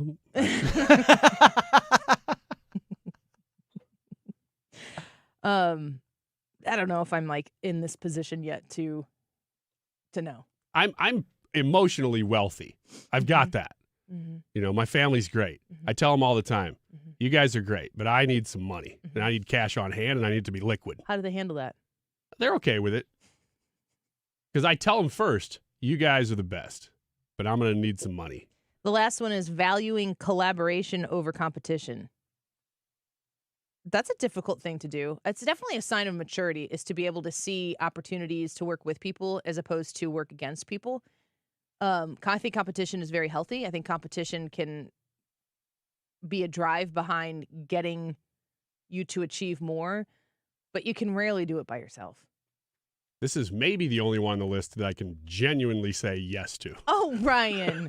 The rest of them, I'm like, I don't know, maybe. This one, I'm like, yeah, I actually do that. I'm typically a part of a team when I'm succeeding. Yeah. Like this. Yeah. Last one is questioning the status quo. I'm a big fan of that. Yeah. We're all here because of that. At least today. And look how smart we are. Yeah. Amazing. Smarter than the average bear. Questioning the status quo is almost like number one on that list. It needs to be, because if you're complacent, if you're not questioning, like, why do we do it this way? And you're not willing to investigate why maybe to do it another way. Or the one that I do struggle with is when somebody else comes into my world and questions my status quo from outside. And I'm like, have a seat. Being able to be open-minded enough to listen to why they're questioning the status quo and entertain it, that is a difficult thing to do, but it does require some maturity. All right, let's take a quick break. Those were 7 signs that you're much smarter than the average person. You have to let us know on the YouTube if you are smarter than the average person. You also can vote. Can Kamala Harris win the presidency? Yes or no? Let us know what you think. We'll be right back. You pull the tides up around me. You're listening to The Annie Fry Show on St. Louis's home for conservative talk. The Annie Fry Show is streaming online. Watch us live on YouTube and subscribe. Don't tell me. Michael's Flooring Outlet is online at igotfloored.com. That's igotfloored.com. I'm going to go visit their website right now while we are talking. And when you load up igotfloored.com, right at the top, you can request an estimate. So if you are searching for something in particular and you want to know kind of what are we talking about here? What kind of job are we talking about getting done? You can start that process without ever having to leave your desk at work right now. It's 2:48. You're not working anymore. Shop for flooring. You know you want to. If you're at home right now and you're looking at your floors and you know you've been thinking about replacing the carpets, got some stains, you move the furniture to vacuum and you can just tell how worn that carpet is, check out the Mohawk Smart Strand line that they carry at Michael's Flooring Outlet. You'll love it. It's very high quality. It has a superior performance, and it will transform the inside of your home in a second. As soon as they put it in, they have great installers. They have great customer service. They are going to make every job right, and they've got the reviews to back it up. If you go to igotfloored.com, you can click on reviews and read the many, many reviews that are right there on their website for you to take in. Check it all out at igotfloored.com. Patriots like President Trump never stop fighting for their country. Because Trump knows America's on life support and says Dr. Bob Onder can help him save it. Trump's endorsed Dr. Bob Onder for Congress, calling him an incredible America First patriot who will fight tirelessly for our families and conservative values. Dr. Bob Onder, the Trump-endorsed America First conservative.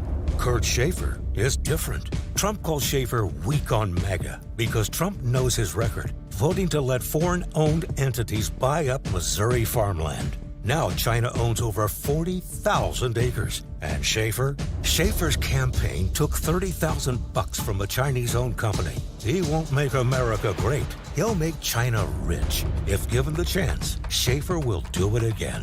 Win It Backpack is responsible for the content of this ad. Paid for by Win It Backpack. Not authorized by any candidate or candidates committee. WinItBackpack.com. There's Mike Kehoe's campaign bus that's owned by a Chinese lobbyist. Swampy Kehoe is hitching a ride after voting 4 times to sell Missouri farmland to China. Luckily, Trump-endorsed conservative Jay Ashcroft is tough on China. He led the charge to stop China from buying our farms. Call and thank Ashcroft for being China's worst enemy. 573-751-4936. Paid for by Stand for US PAC. Not authorized by any candidate or candidates committee. StandForUS.com. Join Mark Patrick seminars and lose weight or stop smoking guaranteed. Early bird special only $49.99. Seminars Tuesday, August 13th at the Holiday Inn Express and Suites St. Louis Airport in St. Louis, and Wednesday, August 14th at the 4 Points by Sheraton St. Louis Fairview Heights in Fairview Heights. Weight loss seminar 5:30 p.m. Stop smoking seminar 8 p.m. Are you worried about the state of the economy? Concerned about market crashes and rising inflation wiping out your savings? At Noble Gold Investments, we understand your fears and have a solution. Call us today at 1-888-403-1050. Imagine safeguarding you and your family with a tangible asset that has stood the test of time. Gold. With Noble Gold Investments, you can diversify your portfolio and protect your wealth from economic turmoil. Our team will guide you through the process, ensuring you make informed decisions that best suit your needs. Call Noble Gold Investments today at 1-888-403-1050. That's 1-888-403-1050. The future is uncertain. Take control now. Call 1-888-403-1050. Past performance may not be indicative of future results. Investing in precious metals, including gold, involves risks. Consult with your tax attorney or financial professional before making an investment decision. 2 questions you need to answer based on the last segment. Can Kamala Harris win the presidency? And are you smart? We'd like to know the answer to both of those. Only one of them has an official poll. It's can Kamala Harris win the presidency? Yes or no? Type in Annie Fry into YouTube. That poll will come up, as well as the stream. We'll give you the results here in just a minute. 2:51. This time check is sponsored by Jerry Kelly Heating and Air Conditioning. It's time for a $98 AC tune-up. Hey, it's Mark Reardon on a busy Thursday. Big prisoner swap. We'll get the details on that to you here in just a few minutes. And also the controversy over a biological male boxer who was about to beat the snot out of a female before she stopped the fight at the Olympics. A lot of controversy about that. We'll get into it coming up here after 3.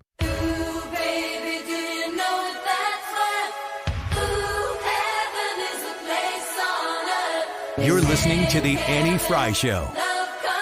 Follow Annie on Twitter at Annie Fry Show.